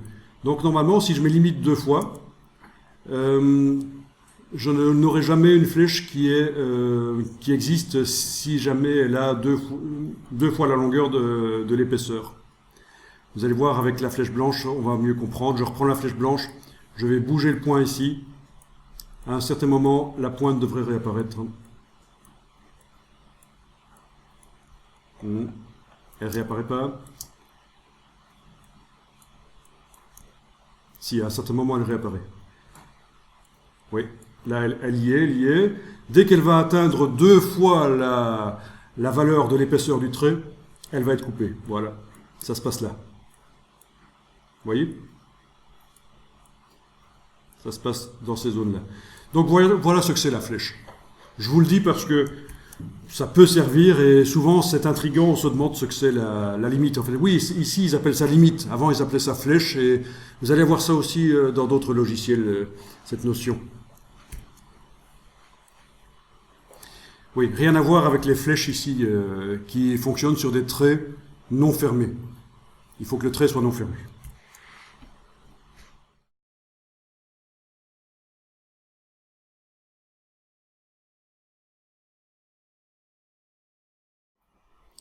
Bon alors il y avait la question, mais Illustrator finalement ça sert à quoi? Par rapport à Photoshop, c'est quoi la différence? Illustrator, moi je dirais c'est pour faire du graphisme qui ressemble à du graphisme, qui n'est pas une tentative de faire du photographisme. Des choses, c'est vraiment, on voit que c'est du graphisme, on s'amuse, il y a un langage graphique, il y a une référence à une époque du graphisme à chaque fois différente. Et j'ai tapé ici Adobe Illustrator simplement dans Google, je suis passé à la partie images et voilà ce que je trouve. Donc c'est extrêmement varié ce qu'il est possible de faire. Voilà, référence un peu à Roy Lichtenstein ici, pour ceux qui connaissent. C'est du vectoriel, c'est de l'aplat. Ici, on est dans du plus complexe, mais c'est dans Affinity Designer, qui est le concurrent de Illustrator, mais c'est du vectoriel. Affinity Designer, si vous voulez, moi je suis pas là pour faire la publicité de Adobe, hein, donc si vous voulez passer à Affinity Designer à un certain moment, ça coûte 100 €, voire même 50 quand ils font des promos, je pense, et c'est une licence perpétuelle, donc vous l'avez une fois pour toutes. Illustrator, ça va vous coûter quelques dizaines d'euros chaque mois, parce que vous devez prendre un pack avec les autres logiciels. Donc voilà, mais c'est transposable, une fois que vous connaissez Illustrator, vous pouvez transposer dans d'autres logiciels ce que vous avez appris. Je ne vous conseillerais pas Inkscape, le logiciel open source. qui, à mon avis, n'est pas aussi performant, mais les produits de Affinity sont pas chers et sont performants. Mais voilà, il y a de l'open source. Vous connaissez un GIMP pour remplacer Photoshop, Inkscape pour remplacer Illustrator, Scribus pour remplacer InDesign. Tout ça, à mon avis, ça reste à un niveau qui n'est pas très élevé, pas assez pour faire des choses vraiment professionnelles. Mais ce n'est que mon avis. Hein. Voilà. Donc, au niveau des possibilités dans Illustrator, c'est vraiment très très large. Il y a plein d'outils à apprendre et une fois que vous avez les outils, vous faites plein de styles différents comme vous voulez. On peut faire du photoréalisme aussi dans Illustrator, mais c'est pas extraordinaire. Je veux dire, la démarche, je ne vois pas trop l'intérêt. Ça ressemble un peu à ce qu'on fait à l'aérographe, ce qu'on faisait à l'aérographe dans les années 70, de l'hyperréalisme. Vous voyez, c'est possible. Avec les filets dégradés dans Illustrator, c'est possible de faire. Au départ d'une image, on transforme ça et on en fait un truc super clean qui ressemble à une photo. C'est particulier, c'est une partie de Illustrator vraiment que je ne vous conseille pas d'approcher dans un premier temps. Vraiment, vous allez perdre votre temps. Il n'y a pas de demande sur le marché pour du photoréalisme vectoriel. Voilà. L'idée, c'est de faire des choses rapidement, quoi. D'arriver à faire des choses rapidement et de s'amuser et d'avoir des choses expressives pour bien faire.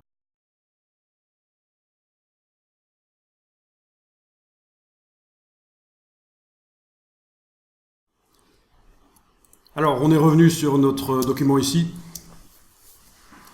Il y a certaines petites choses dont je dois vous parler là, notamment les effets, les calculs des effets.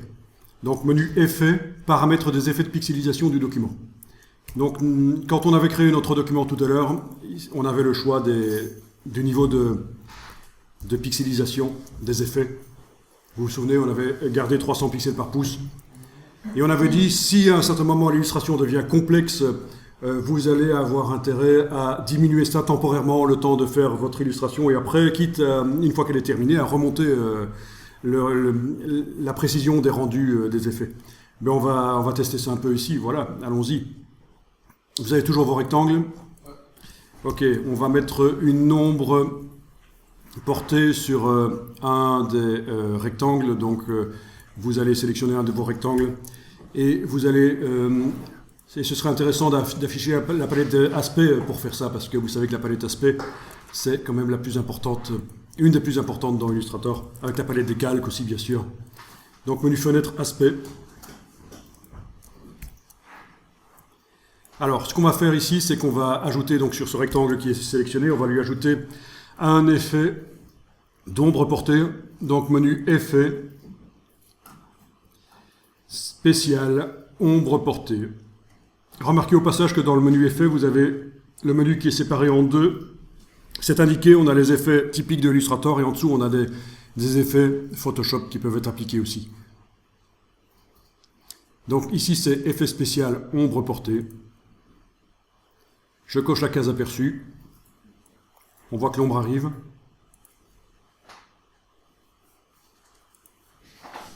Donc au niveau de l'opacité, en général, on dit que 40% c'est bien. Donc je mets 40, touche tabulation. Contrairement à Photoshop, vous n'avez pas une roue qui vous permet de décider de l'angle de la lumière. C'est un peu moins intuitif. Je vais ici augmenter le décalage sur X, le décalage sur Y. Voilà. Alors X, Y. X, c'est l'horizontale, bien sûr. Bon, vous avez sans doute vu ça au cours de maths ou ailleurs, en économie ou quoi. X, c'est l'horizontale. C'est ce qu'on appelle l'abscisse. Et Y, c'est la verticale, c'est ce qu'on appelle l'ordonnée. Et dans Illustrator, l'origine des règles se trouve en haut à gauche du document. On n'a pas affiché les règles, mais si on les affichait, vous verriez ça. Et donc, quand on vous dit un décalage positif sur X, ça veut dire qu'on décale de cette valeur-là vers la droite. Quand on dit un décalage positif sur Y, ça veut dire qu'on va vers le bas. C'est ce qu'on voit ici. Quand on augmente, ça va vers le bas, parce que les règles sont en haut à gauche. Ok, l'atténuation, c'est le flou qu'on met à l'ombre, bien sûr, suivant ce qu'on veut faire. Et n'oubliez pas que c'est super précis. Si 1 ne vous convient pas, 2 non plus, vous pouvez taper 1,5, touche tabulation. Si ça ne vous convient toujours pas, 1,55, etc. Donc il n'y a pas de limite au niveau de la précision, ça peut aller assez loin. Voilà, on est au centième des millimètres en fait, au niveau du réglage. Ok. Et donc l'ombre portée sur cet objet apparaît dans la palette aspect quand cet objet est sélectionné. Et si on veut la modifier, on doit cliquer sur le mot ombre portée. Vous pourriez juste faire un test, qu'est-ce qui se passe si je mets l'ombre portée uniquement sur le contour? Eh bien, il suffit de déplacer l'ombre portée dans le contour, et elle est uniquement sur le contour. Voilà. Bon, dans ce cas-ci, c'est pas génial, il faudrait la modifier, qu'elle soit plus petite. On peut donner l'impression que, voilà, le contour est en épaisseur. Ici, je vais ressortir l'ombre portée du contour et la mettre sur tout l'objet. Voilà. Ok, ce serait peut-être bien d'enregistrer le document, on n'est jamais trop prudent.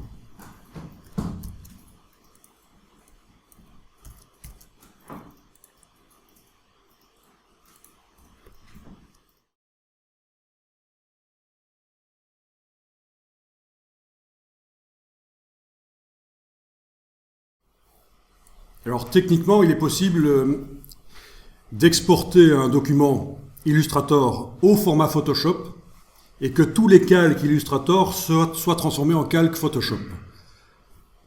Vous avez les calques dans la palette des calques de Illustrator, menu fenêtre calque.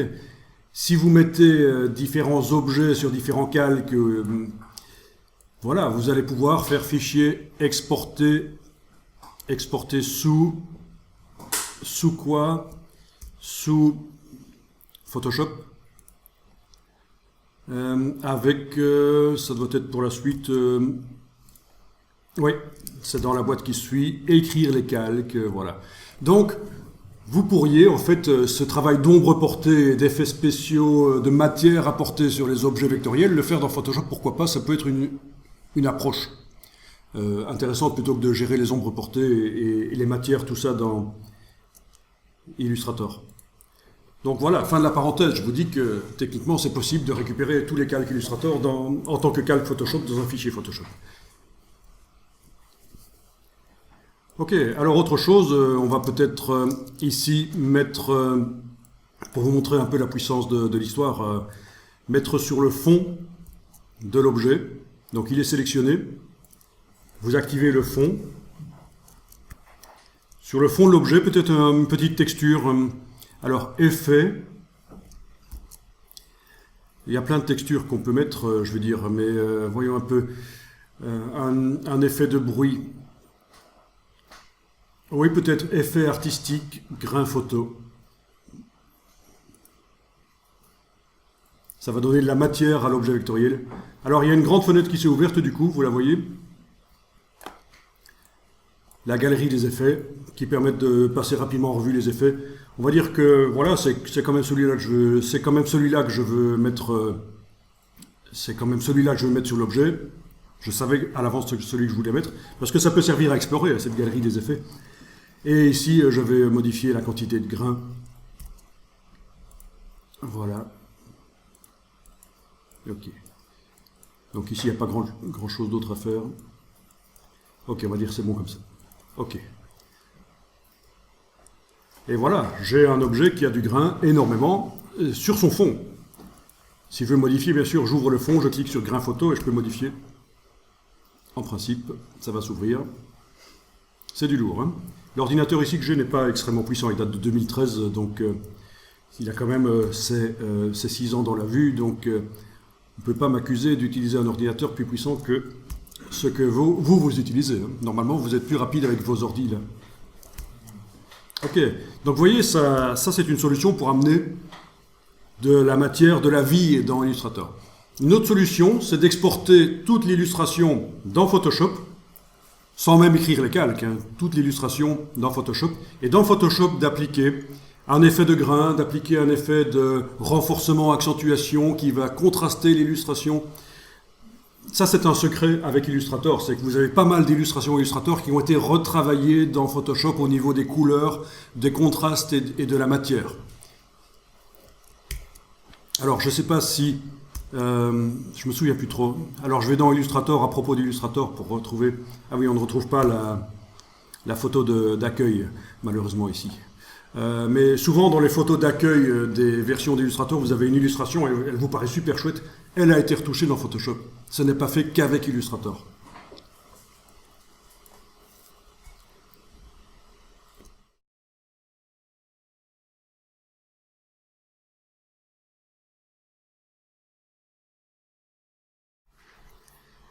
Bien, alors, tout cet aspect peut être stocké dans une palette qui s'appelle les styles graphiques. Et ça va permettre de réappliquer ces mêmes choses-là sur d'autres objets dans ce document ou dans d'autres documents. La palette style graphique va stocker ça pour tous les documents suivants aussi.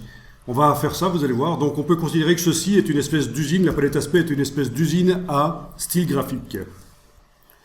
On va aller faire menu fenêtre, style graphique, faire apparaître la palette des styles graphiques. Alors, vous voyez, elle arrive juste à côté, là on va la détacher pour bien comprendre. Voilà. Donc, votre objet est sélectionné. En cliquant bêtement sur le bloc de feuilles, vous allez arriver à créer un style graphique. Voilà, le voilà. Bon, ça vous montre ça sur un cercle, mais peu importe. Vous voyez qu'on retrouve notre grain ici et l'ombre. Ce qui fait que si je sélectionne un autre objet et que je lui applique le style graphique, je lui ai appliqué voilà, le grain et l'ombre.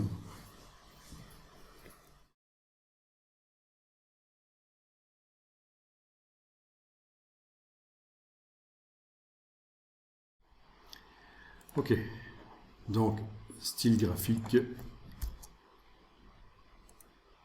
Voilà, on pourrait l'appliquer sur plusieurs objets d'un coup, c'est pas un problème, hein. Ça marche. Alors, les ombres, comme ça, les effets spéciaux, ça peut très vite ralentir énormément l'ordinateur. Donc, la solution, c'est de faire en sorte que le rendu, le calcul des effets spéciaux soit temporairement moins gourmand. Et pour ça, vous allez dans le menu Effets, paramètres des effets de pixelisation du document.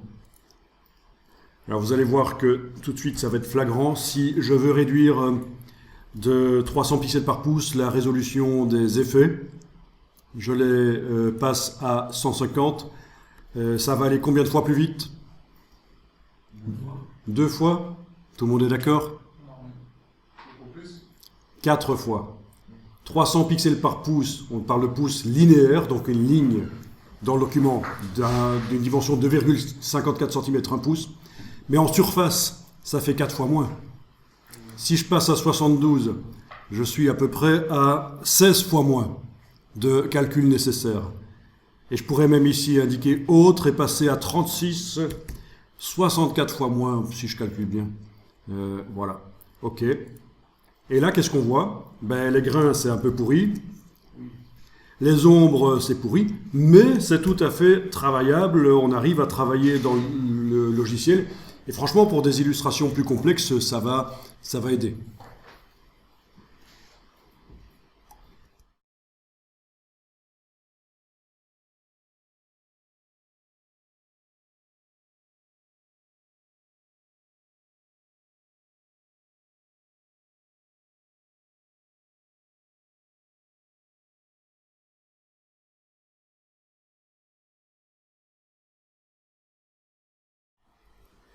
Il y a une autre solution, si on veut travailler des fichiers très complexes, et ça on peut aussi le faire dans Photoshop, c'est scinder l'illustration en plusieurs sous-éléments. C'est-à-dire que ceci pourrait être dans un fichier et je l'importe dans un document Illustrator. On peut importer un document Illustrator dans un document Illustrator. Ça va vous aider à faire des choses très complexes. On va voir ça un peu plus loin, je pense, parce que pour l'instant, j'ai d'autres choses à vous montrer.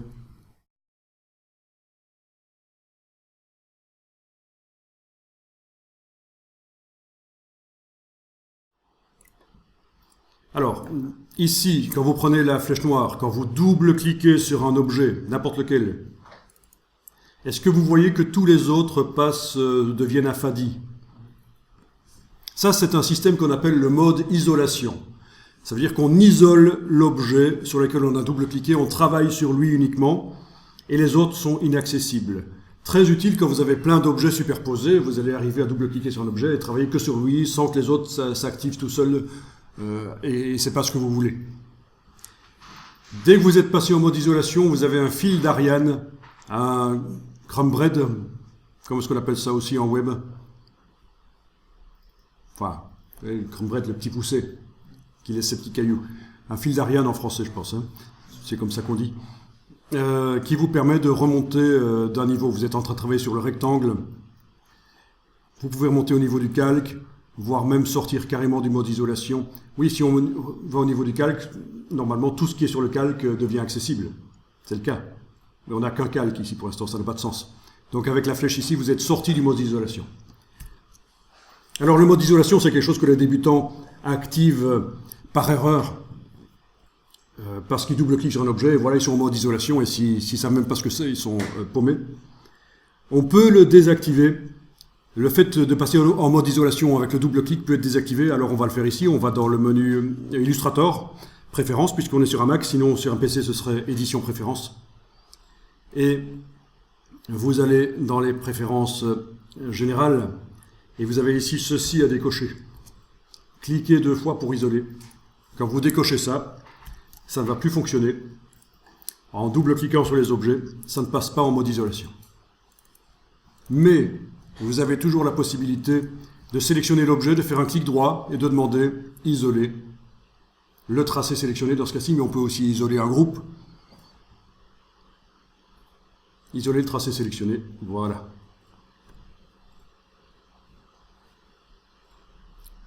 Mais là, il n'y a pas de problème, on ne le fera pas par erreur.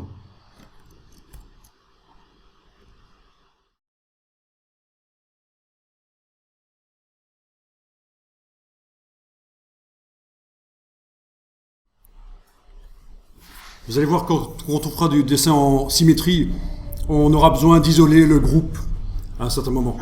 C'est pour ça que voilà, c'est intéressant à plus d'un titre de vous parler du système d'isolation. Alors au niveau de l'empilement des objets, vous avez essayé d'empiler vos rectangles.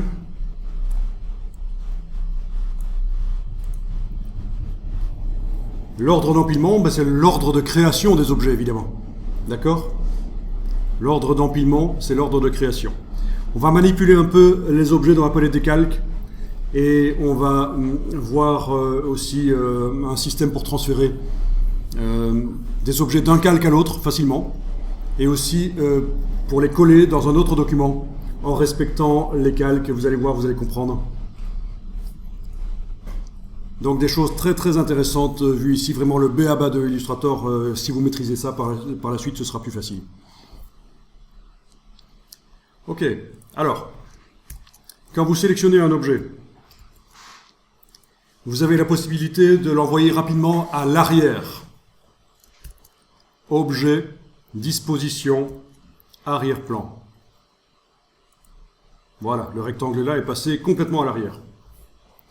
Ou à l'inverse, cet objet qui est sélectionné, le faire passer à l'avant-plan. Objet, disposition, premier plan. Il est complètement au premier plan dans l'empilement des objets. Vous voyez qu'on a aussi la possibilité de le faire descendre d'un niveau, si on veut, mais ça devient un peu plus cheapo. C'est une ancienne manière de faire dans Illustrator. C'est une ancienne manière de faire dans Illustrator, et donc, voilà. Ah oui, vous avez remarqué, j'ai fait objet, disposition, en arrière. On s'attendait à ce qu'il descende en dessous de ce rectangle-ci. Sauf qu'il est descendu en dessous d'une des étoiles, en fait. Les étoiles sont certainement entre les deux. On va les voir dans la palette des calques. Dans l'empilement. Oui. Vous avez vu? Si je fais passer celui-ci au premier plan, objet, disposition, premier plan, il est au premier plan. Je décide de le descendre d'un niveau, mais il va descendre sous l'étoile là, et on a l'impression qu'il n'est pas descendu là où il devrait. objet disposition en arrière, voilà, à nouveau objet disposition en arrière, à nouveau objet disposition en arrière, et là il va passer derrière le rectangle qui était là. Vous avez vu, il est là. Vous voyez un peu la logique, hein. C'est vraiment l'ordre de création des objets, mais attention, si vous avez créé des objets partout dans le document, voilà. Bon, moi je vous conseille d'utiliser uniquement les fonctions premier plan et arrière-plan. N'utilisez pas en avant en arrière. Pour faire en avant en arrière, prenez carrément dans la palette des calques. Alors allez-y dans la palette des calques, déployez le contenu de la palette des calques, vous prenez carrément la ligne qui concerne l'objet et vous la montez ou la descendez en fonction de ce que vous voulez faire. Ce sera beaucoup plus intuitif et facile. On n'a pas toujours pu faire ça dans Illustrator. Ça n'a pas toujours existé, la palette des calques.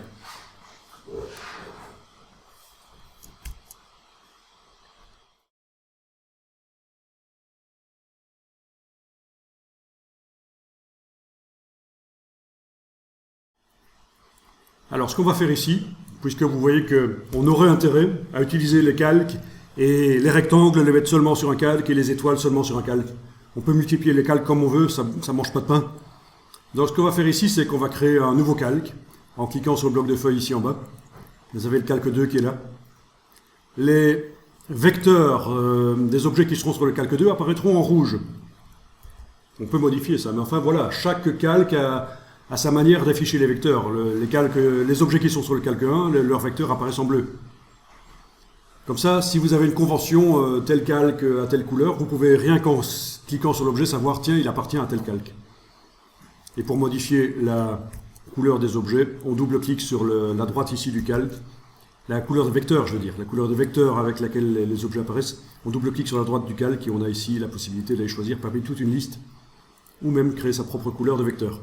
Mais ici, peu importe, j'expliquais juste pourquoi le calque 2 a une ligne rouge ici. Alors on va transférer les 2 étoiles sur le calque 2, vous savez comment on va faire? Vous avez l'astuce, ceux qui connaissent déjà Illustrator? C'est la même chose dans InDesign. Transférer les objets d'un calque à l'autre. Super facile. Alors, j'englobe les 2 étoiles avec la flèche noire. Enfin, ne fût-ce que partiellement. Voilà, elles sont toutes les 2 sélectionnées. On le voit. La palette des calques m'indique, tiens, sur ce calque, il y a des objets sélectionnés. Mais pas tous. Ils ne sont pas tous sélectionnés, parce que s'ils étaient tous sélectionnés, le carré serait plus grand, pour indiquer tous les objets du calque sont sélectionnés. Si j'ouvre ici, je vois, c'est les 2 étoiles qui sont sélectionnées. Ok, peu importe. Enfin, j'ai pas besoin d'ouvrir pour le vérifier, je le savais. Si je veux les transférer sur l'autre calque, je prends le carré, je les transfère sur l'autre calque. Et voilà, elles font partie de l'autre calque. Et leurs vecteurs sont rouges pour indiquer qu'elles font partie de l'autre calque.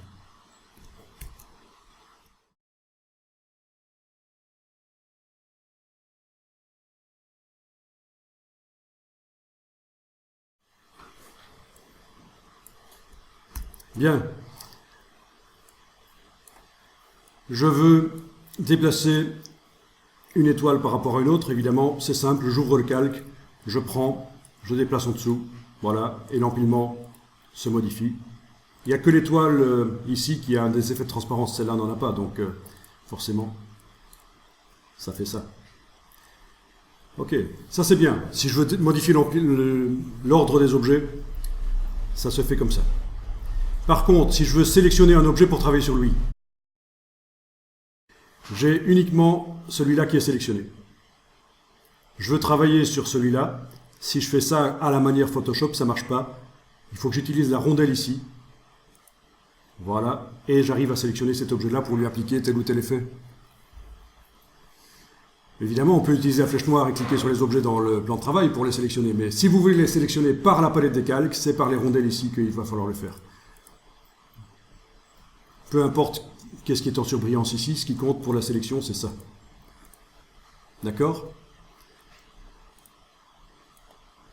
Donc pour l'autre calque, pour sélectionner les objets, par les petites rondelles, c'est comme ça. Avec la touche majuscule pour en sélectionner plusieurs.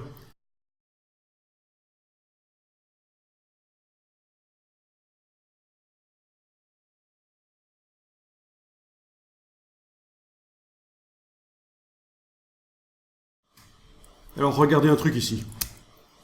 Je sélectionne un des objets, celui qui est le plus au-dessus, sur le calque 1. Je vais le faire passer à l'arrière-plan. Pour l'instant, il est au-dessus. En utilisant objet, disposition, arrière-plan. Voilà, il est passé en dessous. Je vais le faire passer au-dessus. Objet, disposition, premier plan. Il est repassé au-dessus. Dans le calque. La fonction arrière-plan, premier plan, c'est dans le calque. Il n'est pas allé au-dessus des 2 étoiles parce qu'elles sont sur un autre calque. D'accord ?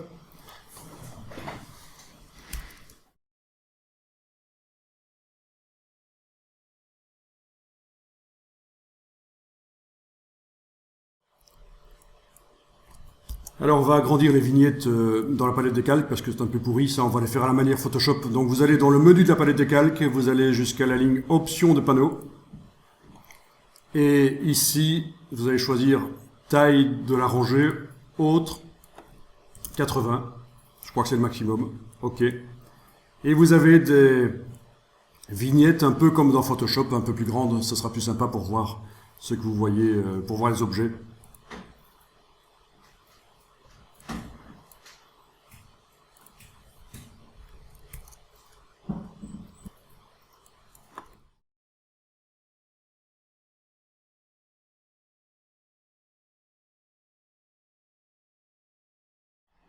Donc vous sélectionnez la totalité des objets de l'illustration. Donc 2 solutions, je clique sur la rondelle ici en face du calque 2 et avec la touche majuscule je clique également sur la rondelle du calque 1. Tout est sélectionné ou alors je fais commande A. Commande A, édition, tout sélectionné. Tout est copié, tout est sélectionné. Tout est sélectionné, pas copié, tout est sélectionné. Alors on va copier justement au menu édition copier ou pomme C. Commande C, CTRL C, voilà. Et on va aller créer un autre document. Donc vous gardez ce document là ouvert et on imagine qu'on va aller dans un nouveau document, coller ça. Donc vous faites un nouveau document de type impression, voilà. On va choisir le format A4 cette fois-ci, je ne vais pas me gourer, mais pourquoi pas, ça pourrait être autre chose. Voilà. Tiens, je vais le faire vertical celui-là, en RVB. Pour que les couleurs ne ternissent pas quand je vais coller. Voilà. Créer. Voilà. Alors voilà le nouveau document, avec un calque vide. Alors que se passe-t-il quand on colle? Édition, coller. Commande V, CTRL V. Voilà. Les objets arrivent sur le milieu de la fenêtre en fait. Toujours, hein. Donc si je zoome un peu plus, comme ça, édition, coller, j'ai annulé, j'ai zoomé plus, édition, coller. Voilà, ils sont arrivés un peu plus sur le plan de travail. Alors qu'est-ce que vous remarquez au niveau des calques? Ils ont tous été mis sur le même calque. Ennuyeux ça. J'avais des objets sur différents calques dans... Et ce que je vous explique là, il y a des gens qui utilisent Illustrator souvent, qui ne le connaissent pas. Ça existe aussi, c'est une fonction qui existe aussi dans InDesign. Très très intéressant. La possibilité, quand on colle d'un document à un autre, de mettre les objets directement sur les bons calques, là où ils étaient dans le document d'origine, voire même de créer les calques si nécessaire, si les calques n'existent pas encore dans le document dans lequel on colle. J'annule, édition annulée. Encore, voilà. Donc je suis avant le collage. Et dans le menu ici, vous avez une option ici qui s'appelle Coller conserve les calques. Si vous l'enclenchez, voilà, quand on revient dedans, il y a un petit V en face, il est enclenché. Normalement, ça va même créer le calque. Alors j'essaye, coller, voilà, ça marche. Le calque 2 a été créé parce que à l'origine il y avait un calque 2 avec les étoiles dessus. Voilà, donc on a réussi à transférer en conservant les calques.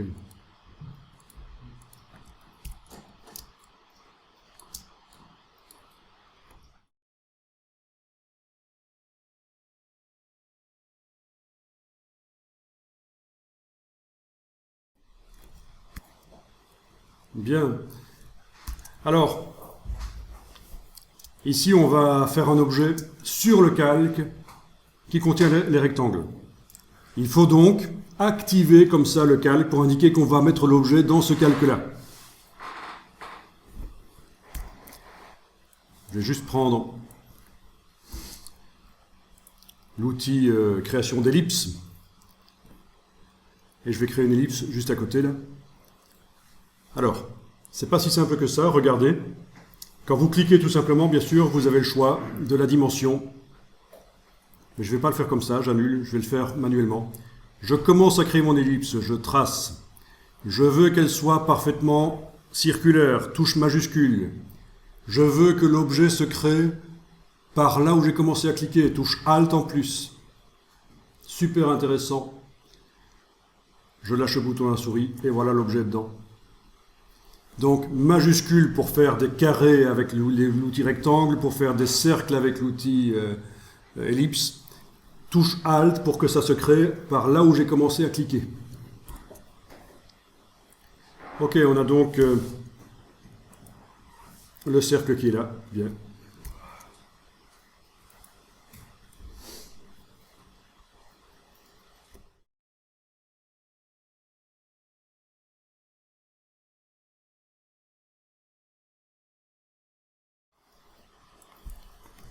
Bien, alors je vais changer la couleur des 3 rectangles d'un coup. Faites ça aussi, ce sera plus simple, je les sélectionne. Voilà. Ensuite, par la palette nuancier, fenêtre nuancier, je vais aller leur appliquer une couleur que je vais créer d'ailleurs. Nouvelle nuance. Les dégradés, on verra à un certain moment, c'est pas si évident que ça.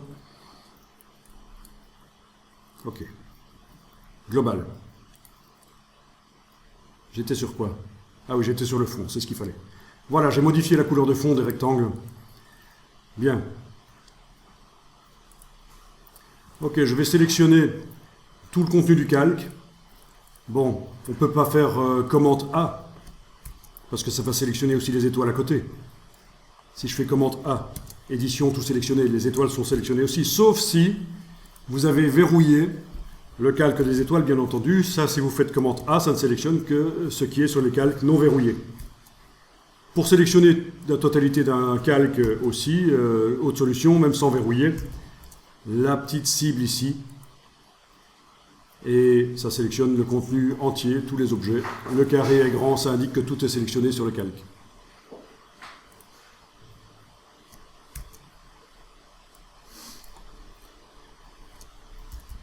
Alors, vous voyez un truc bizarre dans le calque ici. Il y a des vignettes qui sont grises, des cibles qui sont grises, et une qui ne l'est pas. Pourquoi? C'est quoi la différence? Tiens, si je vais voir les étoiles.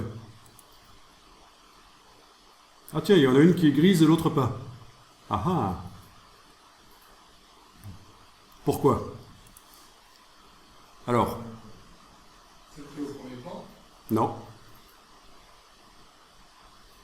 Alors je vous le dis, quand une petite cible là est grise, ça veut dire qu'on a fait des choses en plus dans la palette aspect. En plus de l'aspect de base, un fond et un contour, on a mis des effets spéciaux en plus. Ça vous indique, tiens, cet objet-là, il y a des choses en plus qui se passent au niveau de la palette aspect, quand la cible est grise. Ça se voyait beaucoup plus dans la version d'avant de Illustrator. Hein. C'est beaucoup trop, je trouve, trop subtil là. Ça dépend peut-être de l'interface qu'on choisit ici. Oui. Peut-être qu'avec cette interface-là, ça se voit un peu mieux, oui, quand même. Hein. Et pour la projection, je prends l'interface plus claire.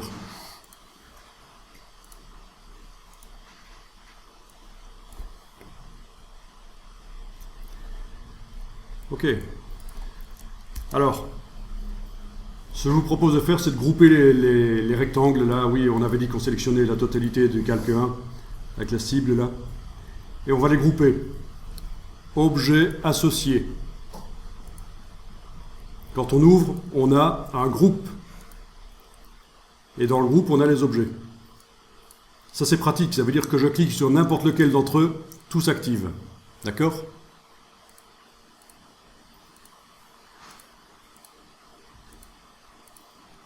Très intéressant. Toujours avec la flèche blanche. En cliquant à côté, rien n'est sélectionné. Si je vais sur un des objets, je peux modifier un de ces points ou un de ces vecteurs. Ça, on n'a pas vu. Avec la flèche blanche, si je vais sur le vecteur, je peux le déplacer. J'annule. D'accord? Entre deux points. Si je veux le déplacer parfaitement à l'horizontale, touche majuscule pendant que je déplace. Voilà. Et alors, c'est là que la flèche blanche plus va vous servir. Quand vous avez un groupe, il sert à sélectionner entièrement un objet, malgré qu'il est dans un groupe. Rien n'est sélectionné. Je clique à côté de tout, rien n'est sélectionné. Avec la flèche blanche plus, j'arrive à sélectionner cet objet. Voilà. Ou celui-là, ou celui-là. Voilà, c'est très intéressant de connaître. C'est ce qu'on appelle l'outil de sélection directe progressive. Parce que quand vous aurez des groupes de groupes avec des hiérarchies, donc un groupe qui est groupé avec un autre groupe, au fur et à mesure qu'avec cet objet vous allez cliquer, ça va remonter dans la hiérarchie et finalement tout sélectionner. Mais on ne va pas aller jusque-là maintenant. Déjà, c'est très intéressant de savoir comment ça fonctionne. Ça, c'est vraiment utile. Il y a tout ce qu'il faut pour faire les choses facilement dans Illustrator.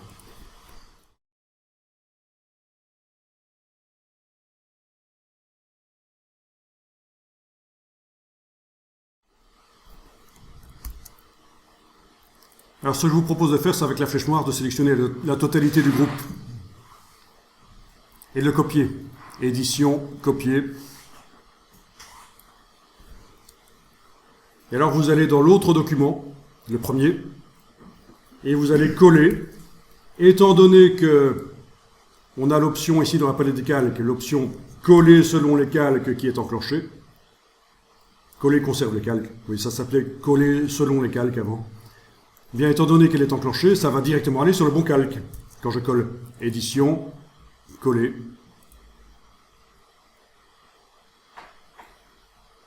Voilà. Le calque qui porte le même nom.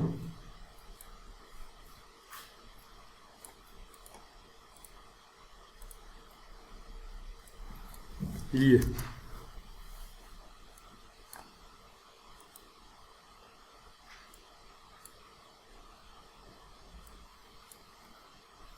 Ok, groupez aussi les trois rectangles d'origine ici. Objet associé ou commande G. G comme groupé évidemment. Voilà, vous avez deux groupes dans le calque. C'est comme ça que vous allez arriver à gérer les illustrations et que ça ne devienne pas complètement fouillis en fait.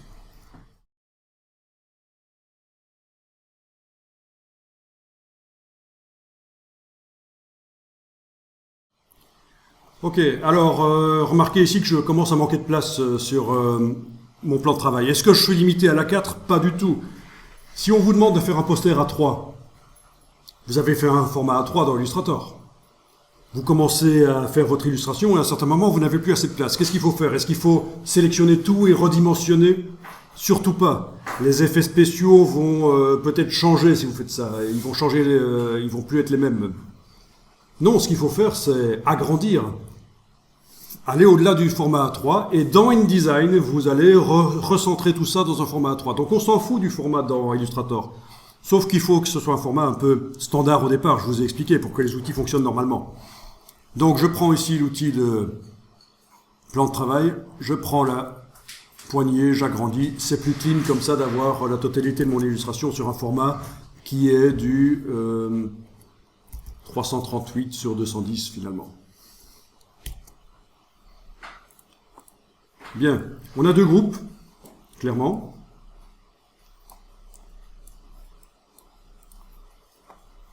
Alors, ce qui suit, vous pouvez juste regarder et souvenez-vous que ça fonctionne comme ça. Parce qu'on en aura besoin la fois prochaine. Ok, alors, je vais faire un triangle. Le triangle, je le fais avec ça, l'hexagone, le polygone. Pendant que je trace, je diminue le nombre de côtés, j'ai un triangle. Vous voyez, il y en a qui ne savent pas ça. Hein. Il y en a qui utilisent Illustrator depuis des années et faire un triangle, ils ne savent pas. Hein. Donc, c'est intéressant. Ok, donc, voilà le triangle.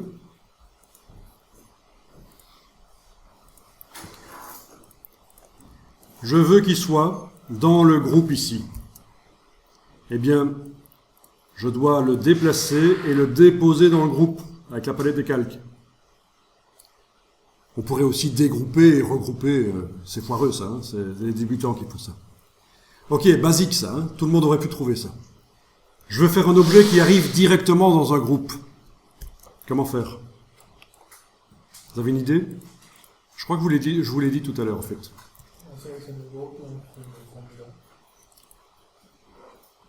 Ah oui, il est arrivé dans ce groupe-là en fait. Oui, dans ce groupe-là. Je vais le remettre à côté de ces objets. Voilà, il fait partie de ce groupe-là en fait. Hein, c'est clair. Donc tu dis, si je veux faire un objet qui arrive directement dans ce groupe-là, celui-là, on sélectionne le groupe comme ça, et on fait un objet, comme ça. Il n'est pas dedans, il faut que je le déplace dedans. Foireux ça, j'annule. Ah oui, c'est pas évident. Aucune idée? Allez, si, vous avez peut-être une idée. Comment faire pour qu'un objet arrive directement dans le groupe? Vous vous souvenez de ce qu'on a vu tout à l'heure? Clic droit, isoler. Tous les autres objets de l'illustration deviennent fades, on ne peut plus travailler sur eux. Quand je fais un objet, il est directement dans le groupe. Voilà. Un nouvel objet est directement dans le groupe. Je sors du mode isolation, il est dans le groupe. Voilà. Donc sélectionnez le groupe comme ça, pas comme ça c'est foireux, on s'en fout. C'est par la cible ici, sélectionnez le groupe. Clic droit, isoler le groupe sélectionné. Des objets. Voilà, je vais en mettre autant que je veux. Voilà.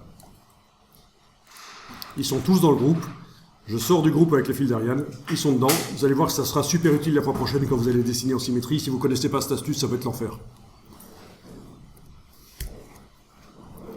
Ok.